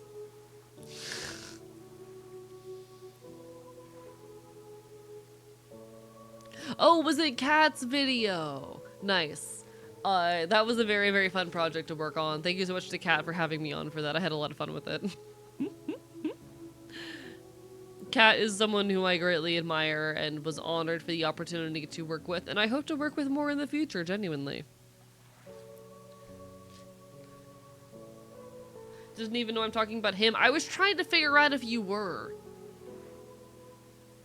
I'm like, because like it's in the title that I'm in that video. Why would you click on that video and not expect me? But that's just a me thing. That's just a me thing. Ah rah rah rah. Ah rah rah rah.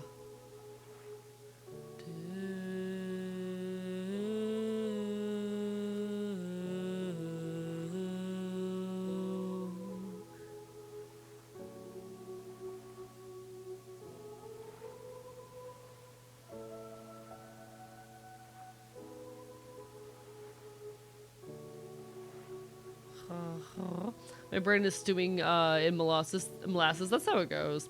Yeah, I am also in the thumbnail. This is true. You expect me to read? Yes. Okay. Half joke. But I do recommend people read. You know, reading's pretty cool. I do enjoy reading every now and then.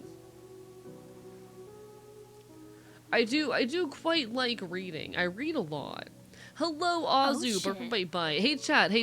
Do you want to be as cool as me? Read a book. Half joke.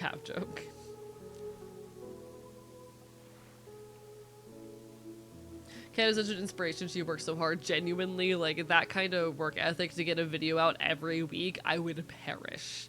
I think I would, like, perish. Reading is good for the brain and eyes, indeed. Chat, read like reading every now and then is good. I recognize that it is not always a possible task for everybody. I know a lot of people are maybe dyslexic or otherwise struggle with you know, perceiving and comprehending. I know sometimes I will open up a source and I will go, this is dense. There are some times where I have to close a source or jump to something else because it's just too fucking dense and I don't have the energy, but like, books are cool.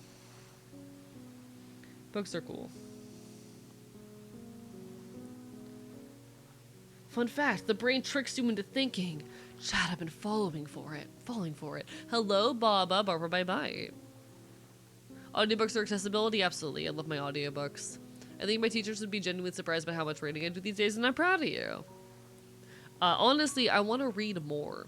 I want to do more reading. I lurk too much here. Hey, did you know that I appreciate it when you do that? Do you know that when you do that, it benefits me and it makes me happy? Have you considered that you should continue doing it? I do quite like it when people hang out here and lurk and, like, you know, give me a little bit of their time and day. It means quite a bit. I am honored that people choose to spend their time here. I am just a guy on the internet. I'm just a fluffy-haired ginger punk dog boy, you know? Play board games if you like them. True, board games are fun. I like board games. One sec. Ugh.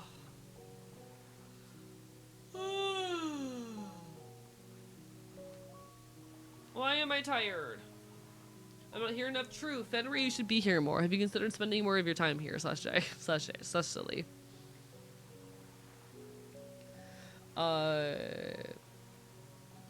Poop was a speed reader for as a kid, could go through books within a day or two, now struggles with reading speed. I'm gonna be honest, my big problem these days, I struggle a lot with, like, I will completely zone out while reading. I will be reading a sentence and I'll be so fine, and then mid-sentence my brain just kind of shuts off and zones out, and then I have to go reread a paragraph because I didn't actually comprehend any of it. I was reading the words, sure, but I wasn't, like, parsing them. And it's unfortunate. Love the tailback, thank you. I'm very handsome. Whatever the fuck that means. I'm very handsome.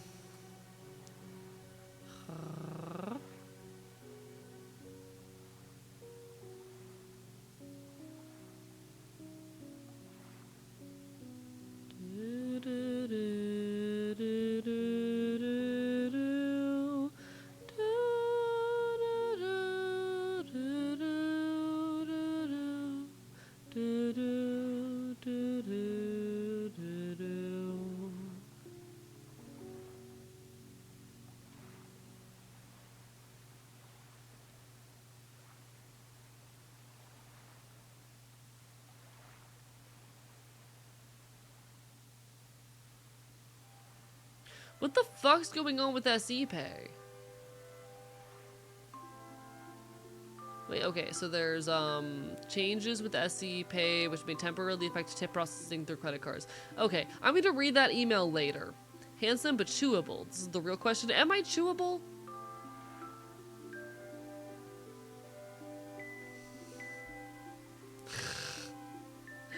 I've gotten to read entire pages before realizing I was not absorbing the info. Yeah, and I don't know what causes that, genuinely. I find taking notes helps with actually comprehending the material, so I recommend doing that if you can. Yes, and I do that when I'm, like, reading things for like, videos and whatnot, but it gets really time-consuming if I'm just trying to read something for enjoyment, you know? I'm looking forward, though, to owning more books soon. I should have a shipment from AK Press coming relatively soon. When does AK Press ship that shit out? One sec.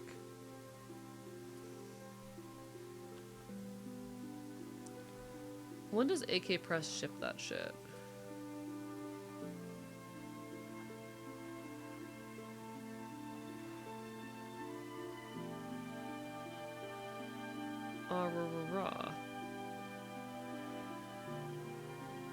Once your package ships, we'll send you a tracking number. Okay. Don't have a tracking number yet, but that's fine. I should, however, be getting some books from AK Press soon. Love AK Press. I have one of their stickers. I recently, because I have the money to do so right now, got the, like, month-to-month membership with AK Press. And so I'm really excited to start, receiving leftist books. That's very exciting for me. You're chewable like an aspirin when my chest hurts? What does that even mean? What does that even mean? What the fuck? I don't understand what that means. I'm just a guy. What's the mouthfeel of chewable AE? I don't know. None of you have bit me before. I wanna fucking maul someone with my teeth. Chat, I wanna maul someone with my teeth. I deserve it. Chat, I need to be less shy so I can maul people. I need to be less shy so I can beat people up. I need to be less shy so I can fucking inflict violence on others. You understand.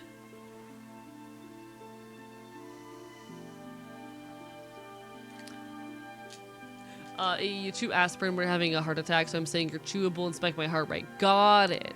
That's gay. Azel, that's pretty gay. Azel, that's like really fucking homosexual.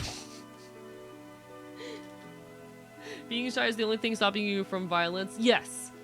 Indeed. Drags you into public to maul civilians. Thank you, safety. How are you doing today? Hope you're having a wonderful evening. Ara. Ara. Rara. Ara.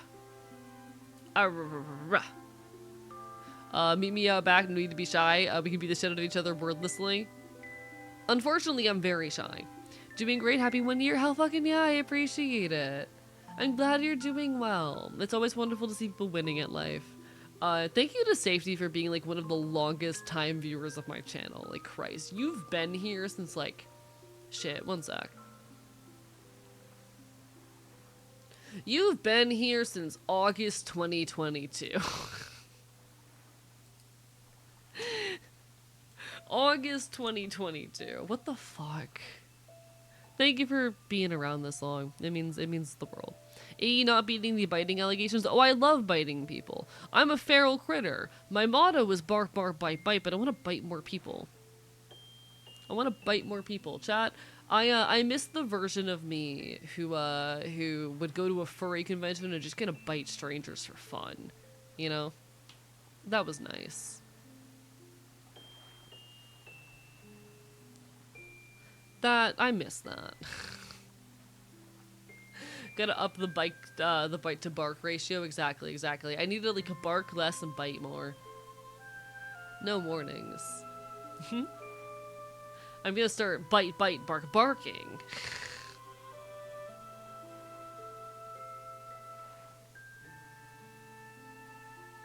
Teeth are the only primary sexual characteristics I need. That's so real. You know what? I'm here for it. Bark with my bite. I'm here for it. I'm good with it. That sounds like my cup of tea. Alright. Bark? Yeah, trees have that. And I'm back to being a plant, chat. I'm back to being a plant. I'm a plant again.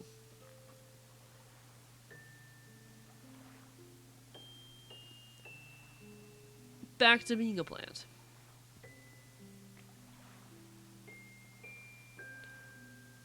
I've been drawing for like 6 hours. Are you having fun though? Are you having fun? Are you being productive? Would you say that you are currently winning? Those are the real questions. You know? Are you enjoying yourself? Are you doing the things to which you are drawn to do? You know? Can I join you photosynthesizing? God, chat, if I could photosynthesize, I would. If I could just photosynthesize and like never have to eat food again, I would do so, no hesitation. Please let me abandon traditional means of consumption and just start photosynthesizing my fucking food. The AE-verse just keeps expanding and need to make a collage of all the different AEs there are now. Chat, where's my AE plant fan art / Jay? What type of plant would you be? Good question. What type of plant would I be? I feel like it has to be like a Florida native plant.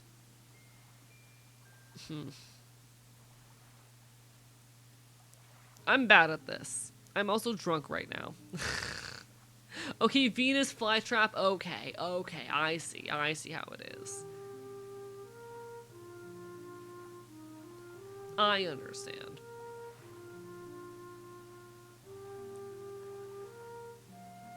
I see how it is. I am quite bitey. Oh, chat, why am I sleepy? That's illegal. I shouldn't be allowed to be sleepy. That's a crime. Someone make my body not sleepy. Someone fix this.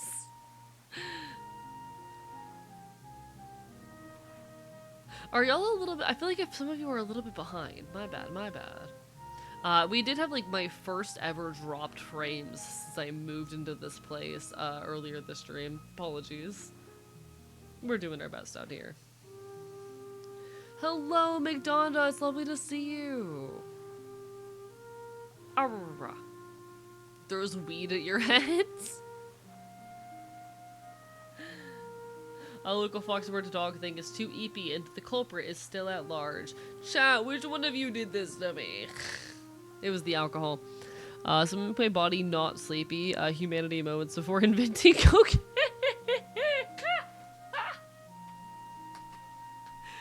way, for anyone who has ever wondered, hey, how the fuck do you pull a you know, 2 back-to-back all-nighters? How the fuck do you stay awake for 40 hours straight?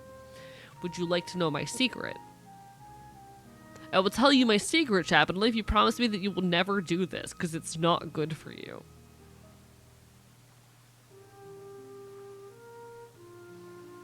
I take a Vyvanse about 2 hours before my normal bedtime. And it keeps me up all night. The secret is drugs. The secret is prescription stimulants. Don't do this. It's not good for you. I do enjoy doing drugs. Grabs this paper bad. You know? I've never even considered doing half the shit you do. I'm not healthy or normal. Do not be like me. Do not be like me. AE sharing their secret black magic techniques to stay awake. Yeah, I'm basically taking my medication off label. Which I already do anyway. His doctor hates him for this one simple trick. Not because it, like, keeps me from seeing the doctor, but because it's very clearly a form of self-harm. I'm normal. I'm normal. Chat, do not try to be like me. I recognize, I do think I do some cool things. I do think I create some cool art. I do think some of the things that I produce and aspire to and the values I hold are pretty decent. Don't try to be like me. Do not try to live your life the way I live. Do not try to work the kinds of hours I work or push your bodies to the extremes that I push mine. Don't do it. It's not worth it. You have full permission to wear me out. I'm a tough badger. Ayo. Gay sex? Chat, gay sex? Anyway. When I tell younger people my wild-ass stories, I have to preface it with a speech like this. I'm like, do not try to be like me. Don't do it.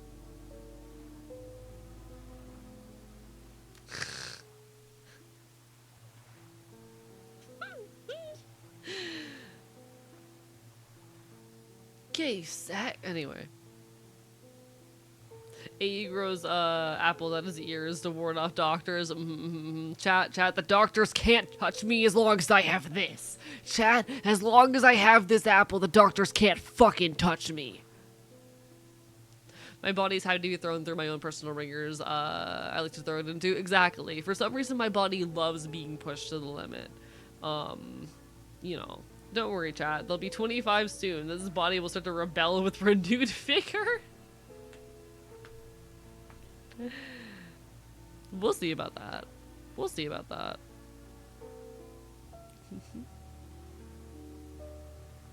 Jesus fucking Christ. I'm normal. I'm normal. I don't know how to feel about the fact that I'm gonna be 25 soon, you know? Like, I recognize that, ultimately, it doesn't really actually mean that much. There's nothing all that noteworthy about the fact that it is about to be my 25th birthday in a couple months. Like, that's just kind of how time works. These things just kind of happen. There isn't all too much actual significance to it, and yet it feels so significant. Your prefrontal cortex is gonna go boom. At the time I thought it was a good idea to attempt to live in a tree for a week. Why did you do that?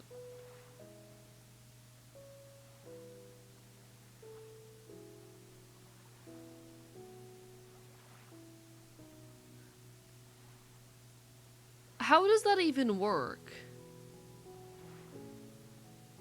Huh?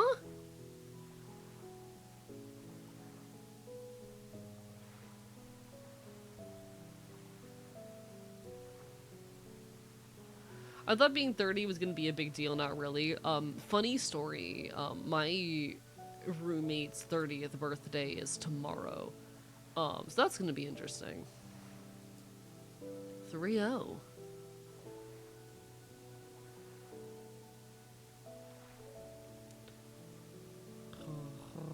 Don't ask us questions. I don't even know why. I just sat up there with those freeze-dried military meals. Why are you like this?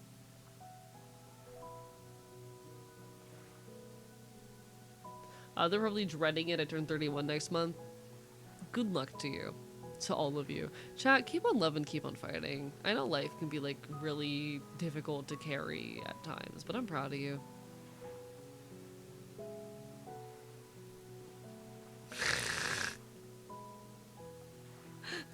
Chat, I should not be scrolling through Blue Sky in the background while I'm live on twitch.tv, but I need you guys to consider. Okay, okay, okay. I need you guys to forgive me.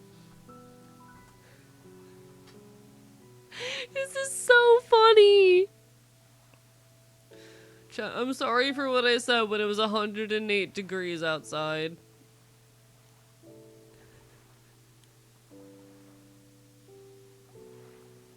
That's really good.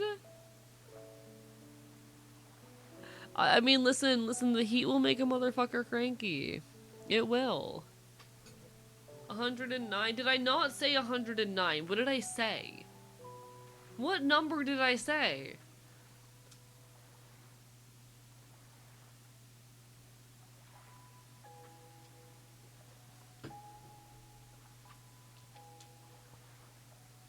How the fuck did I make that mistake?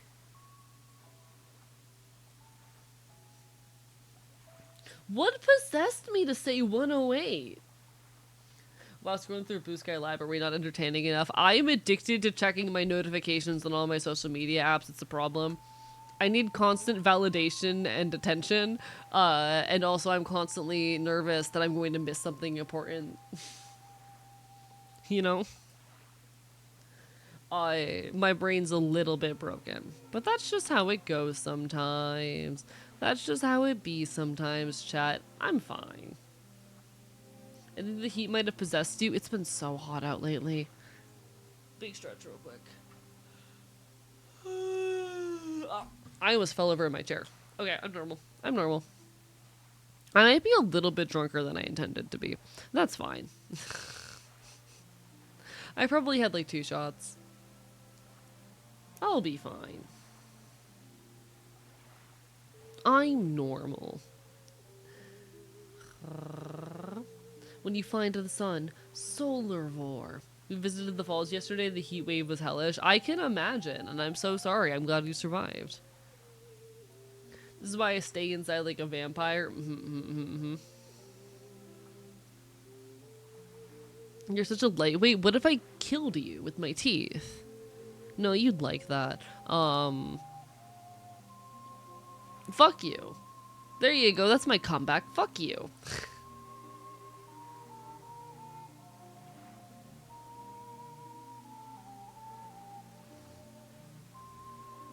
2 shots is still a large amount compared to the amount of blood in his body. Fair fucking point, you know? Not enough. That's the answer to that question.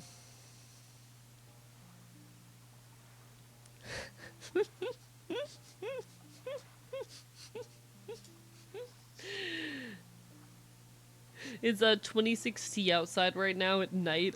Hang on in there. I'm so sorry, genuinely. Like, I know these heat waves have been really hard for a lot of folks to deal with. I get it. I'm also struggling a little bit with, like, being outside for extended periods lately. Keep on fighting. I know it ain't easy. Hello, Crocodile. Over my bite. Found I get a 4-day weekend this weekend. Enjoy. I'm jealous. I do have a couple days. Like, the next 2 days... Or rather, tomorrow I have, like, nothing going on, no plans. And then Friday, my only plan is, streaming. So hopefully, that means that I will have plenty of time to just kind of rest and recover, because I need that before I, like, start thinking about what my next project's gonna be. I have a very long list of, like, video essays that I want to make, and I'm gonna be honest, I don't know what to do next. I don't know what to do next. I have zero clue what video to work on next. There's a lot of ideas, but like I'm gonna have to do some serious thinking about what's gonna like thematically fit the channel and draw people in the most. Would not in fact like being killed with your teeth, not a freak in that direction. You know what? Fair point. Completely fair. A lot of people in chat would.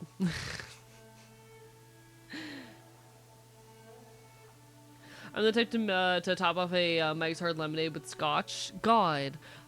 Like, I enjoy being a lightweight, but I wish I could party hard without consequences. Or without as severe consequences, you know?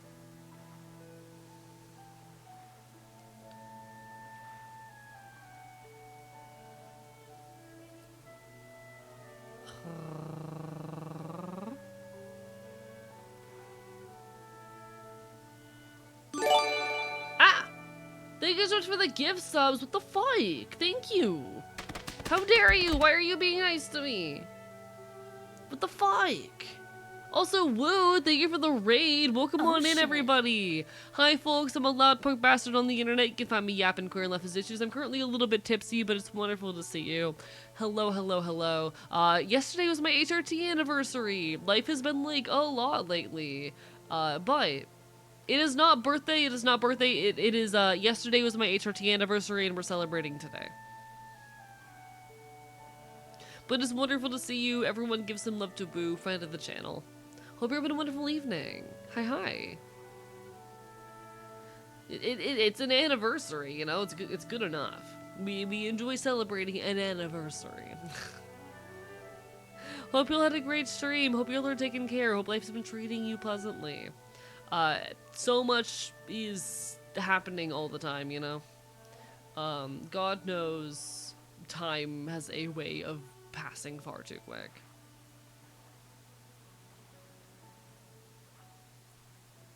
But nah, it is yesterday was the 1 year anniversary of the day I started testosterone, which is pretty fucking cool. Chat, being trans is cool. Big fan of being trans. Time flies like an arrow, fruit flies like bananas. Such fucking wisdom. Such wisdom in this Twitch chat. So wise, so powerful. Truly. Truly, there's never been a thought which carries this much weight.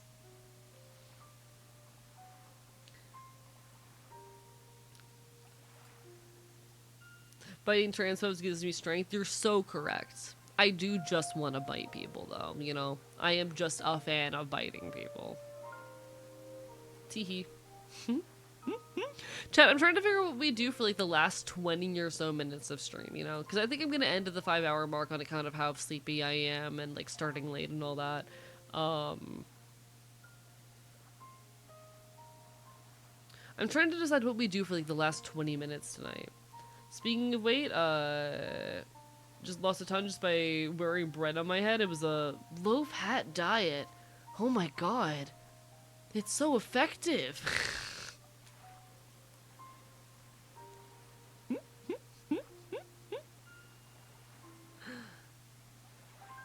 I'm not putting more alcohol in me. What do you mean, may you suggest haunts?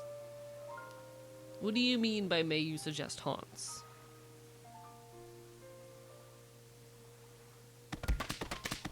Hey, to raid and run, of course, of course, of course. Please take care of yourself first and foremost, as per always. It's a pleasure to see you. I do hope you you prioritize your self-care right now. I would never ask someone to stick around if they aren't in a state to do so. Do what you need. Bark, bark, bite, bite.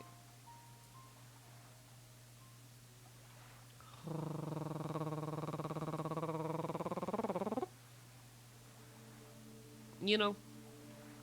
You know. I forgot horse magnifier was a thing. Shit. We could horse magnifier a little bit, but also like that feels like it'd be... Is that something we could do in like 15 minutes? I don't know if that's a thing that's like small enough to do in that space.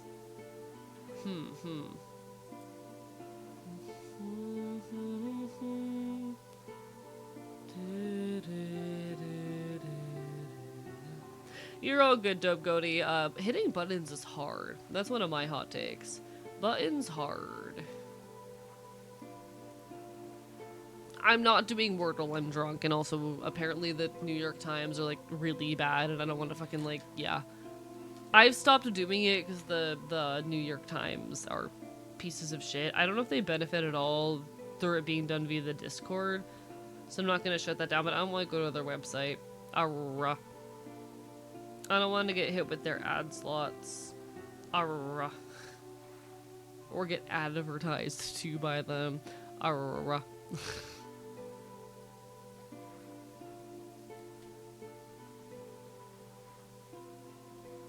Prove your principled stance. Yeah, I'm not gonna do that shit on stream. You know, especially. On the way to your home to find it with beans? Why are you gonna sorry, to fill it with beans. Okay, sorry, I misunderstood. I was like, how are you gonna use beans to find me? And you would already be at my house at this point. That made no sense. This tracks better. Why are you filling my house with bean? Oh my god, Chad, it's the bean fairy. Holy shit. Wait, give me a second. Give me a second. Give me a second.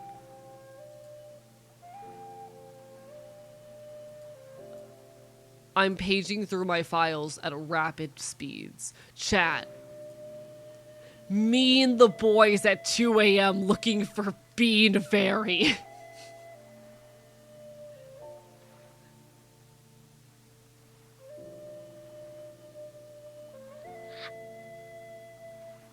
Me and the boys at 2 a.m. looking for Bean Fairy. This is a deep cut that anyone who has not been watching me for like at least 2 years is not going to get. If you were not here pre-homelessness saga, you don't know what the fuck this means.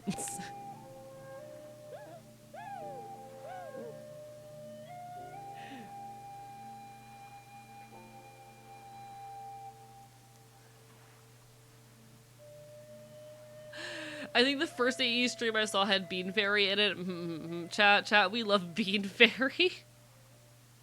Chat, me and the boys at 2 a.m. looking for Bean Fairy.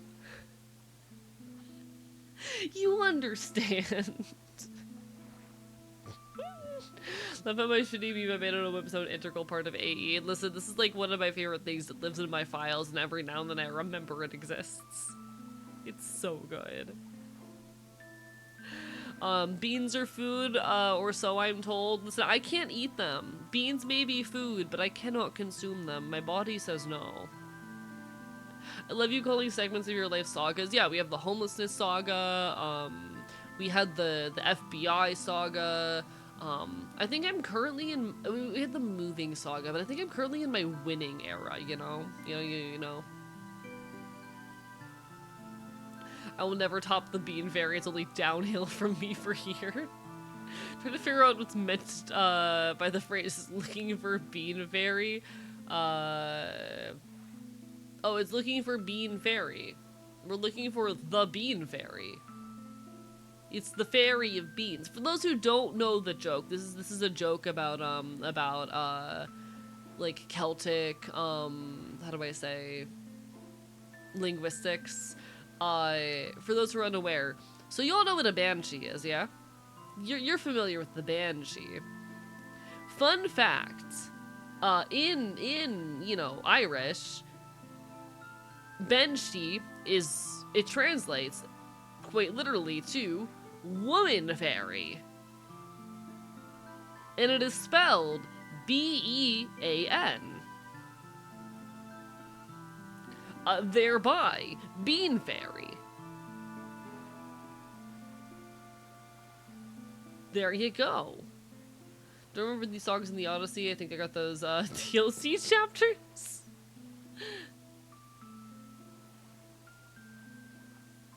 You understand. My senses reject beans instead of my stomach. Can relate. Today I've learned a thing. You're welcome. You're welcome. It's literally like a word etymology joke, and I think it's very funny. But yeah, Banshee is literally just, it just translates to woman fairy. She is just the Irish word for fairy in general. A wonder is in fact a bean fairy, confirmed exactly. She's vegan, so you know, it tracks. It tracks. That feels mean. Okay, I mean, I'm gonna make it slightly meaner because I think she would find it funny. She's vegan and she's gay, thereby bean fairy. You understand. She's vegan and she's gay, thereby she's a fairy who eats beans. Is this too, am I being too mean? I hope that's not too mean. I wonder if you're watching this clip right now, know that I love you and you're my friend. And also you're a fairy who eats beans.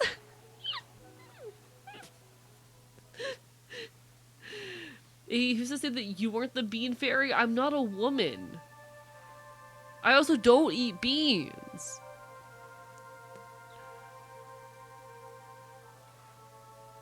Lily had to give out my beans in jail, even though I was starving. Everyone was like, "Are you serious?" That's horrid. Yeah, I can't eat them because I'll throw up.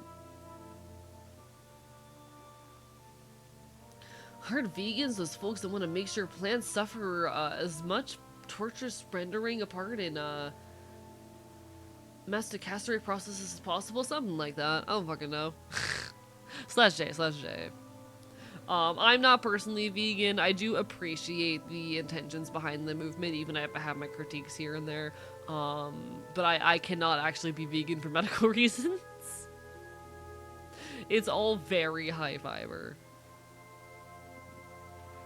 Trans Banshee be like Ben Fairy. I got bonus chips rations because of it, so we leave it out. You know what? Real and valid in that case. Big stretch while I have a moment.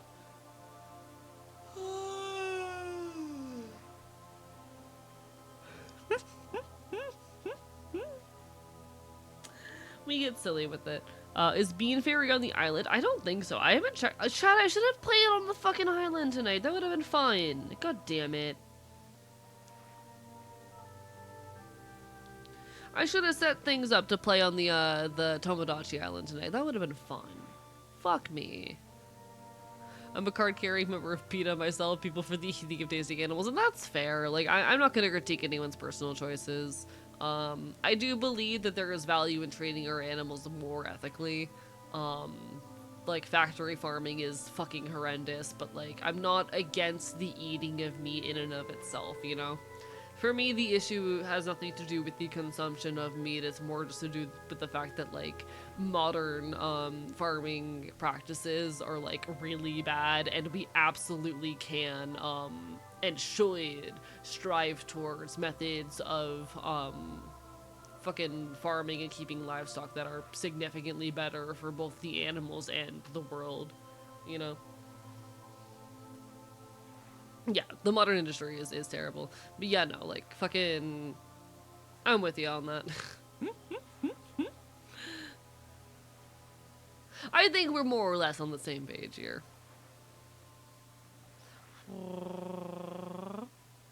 I literally, like, cannot go vegan for medical reasons, but all my love to people who do, and no shame to people who don't, for whatever reason it may be. It was like 1/3 of my family's diet, and it made me very frustrated growing up. I'm so sorry you dealt with that. That was me with potatoes. I'm not a big potato enjoyer. Not a big potato enjoyer. Not a big potato enjoyer. I cannot eat most forms of potatoes just because I can't stand the texture. But I grew up constantly around potato.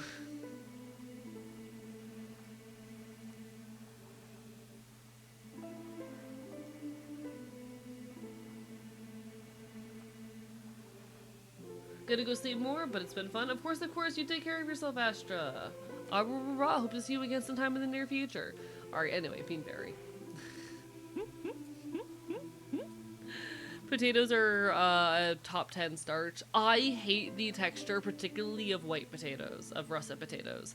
I think russet potatoes have a fucking miserable texture.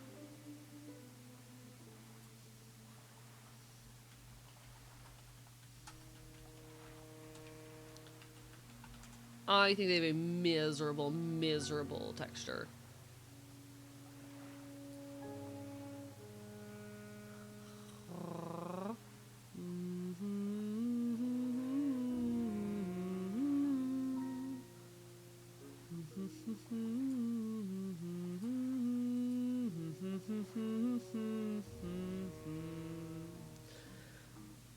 Just had a bad, maybe great idea about something called knowledgers. Russets are awful in 99% of cases. Yeah, I hate the texture. They're so gritty and grainy. They're so gritty and grainy. Alright.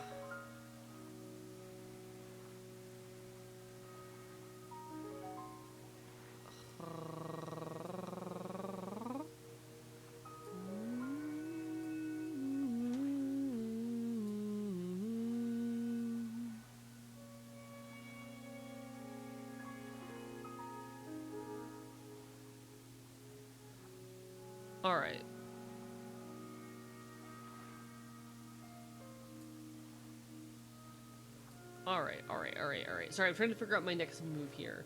I might feel that's my problem with beans. Texture hard.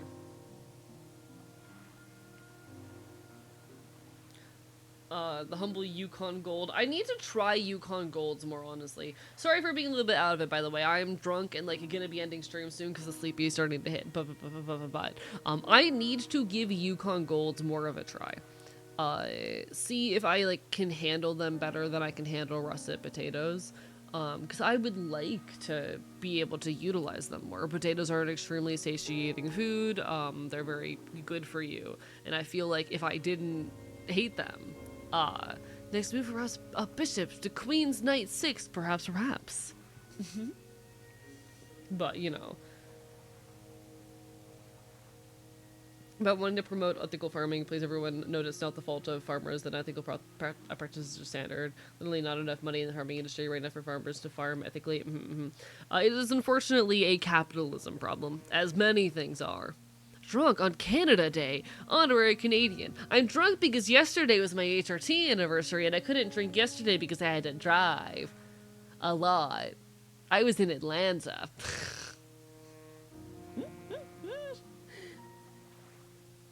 No. Chat, am I an honorary Canadian now?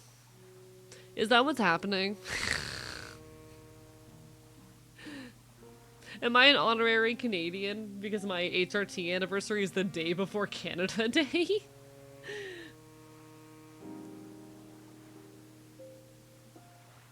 I fucking hope not. Why not? Why not? Assigned Canadian by student involvement. Something like that. Something like that. Chat, what's so bad about me potentially being an honorary Canadian? I don't want to be associated with this guinea pig.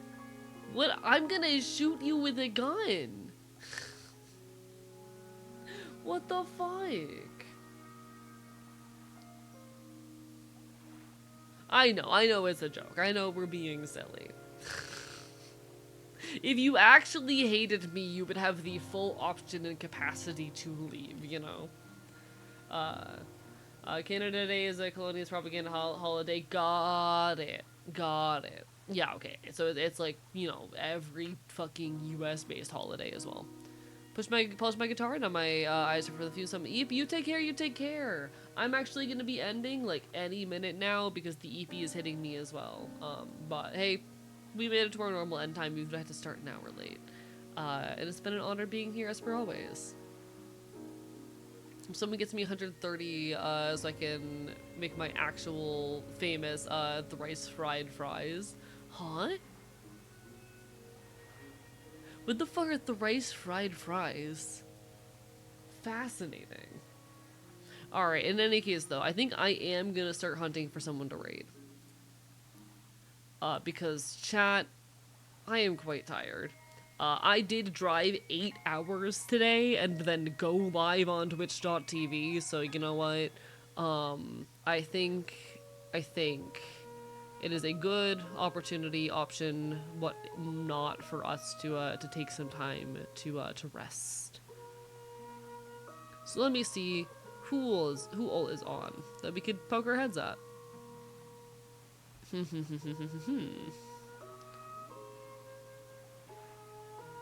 Let me see. I am quite tempted to just raid Stella again, even though we raided Stella the other day. I am quite tempted. Fries that are fried, and fried again, and you fry before serving. What the fuck? Shower and get some sleepy crust punk bastard. I actually showered before stream while the AC was still out. You know what? Lolatov Cocktail is on. Let's go say hi to Lolatov Cocktail. Alright. Everyone, go give some love to Lolo. I will next be live on Friday at 7 p.m. EST. We're doing Wednesday, Friday, Saturday this week. Hopefully, we'll have a good chance to catch up then proper. Hopefully, I'll be rested then, and I'll be ready to start thinking about what my next moves are after the big projects I've taken on recently. I am excited to take like tomorrow and Friday morning to rest. Hopefully, by Friday evening, we'll be back on top of our shit. Thank you everyone for all the love as per always. Thank you for making so much of what I do in my life and in my art possible. Y'all take care of yourselves, alright? God, life is fucking magical and incredible sometimes. The Narcissist Cookbook was amazing. That was a fucking spiritual experience. And the passage of time never stops. I always wish that it was slower, that I had more time, but I'm proud. I'm so, so proud of this journey. I love you all. Signing off from the archive. Life is worth it. I promise. Good night.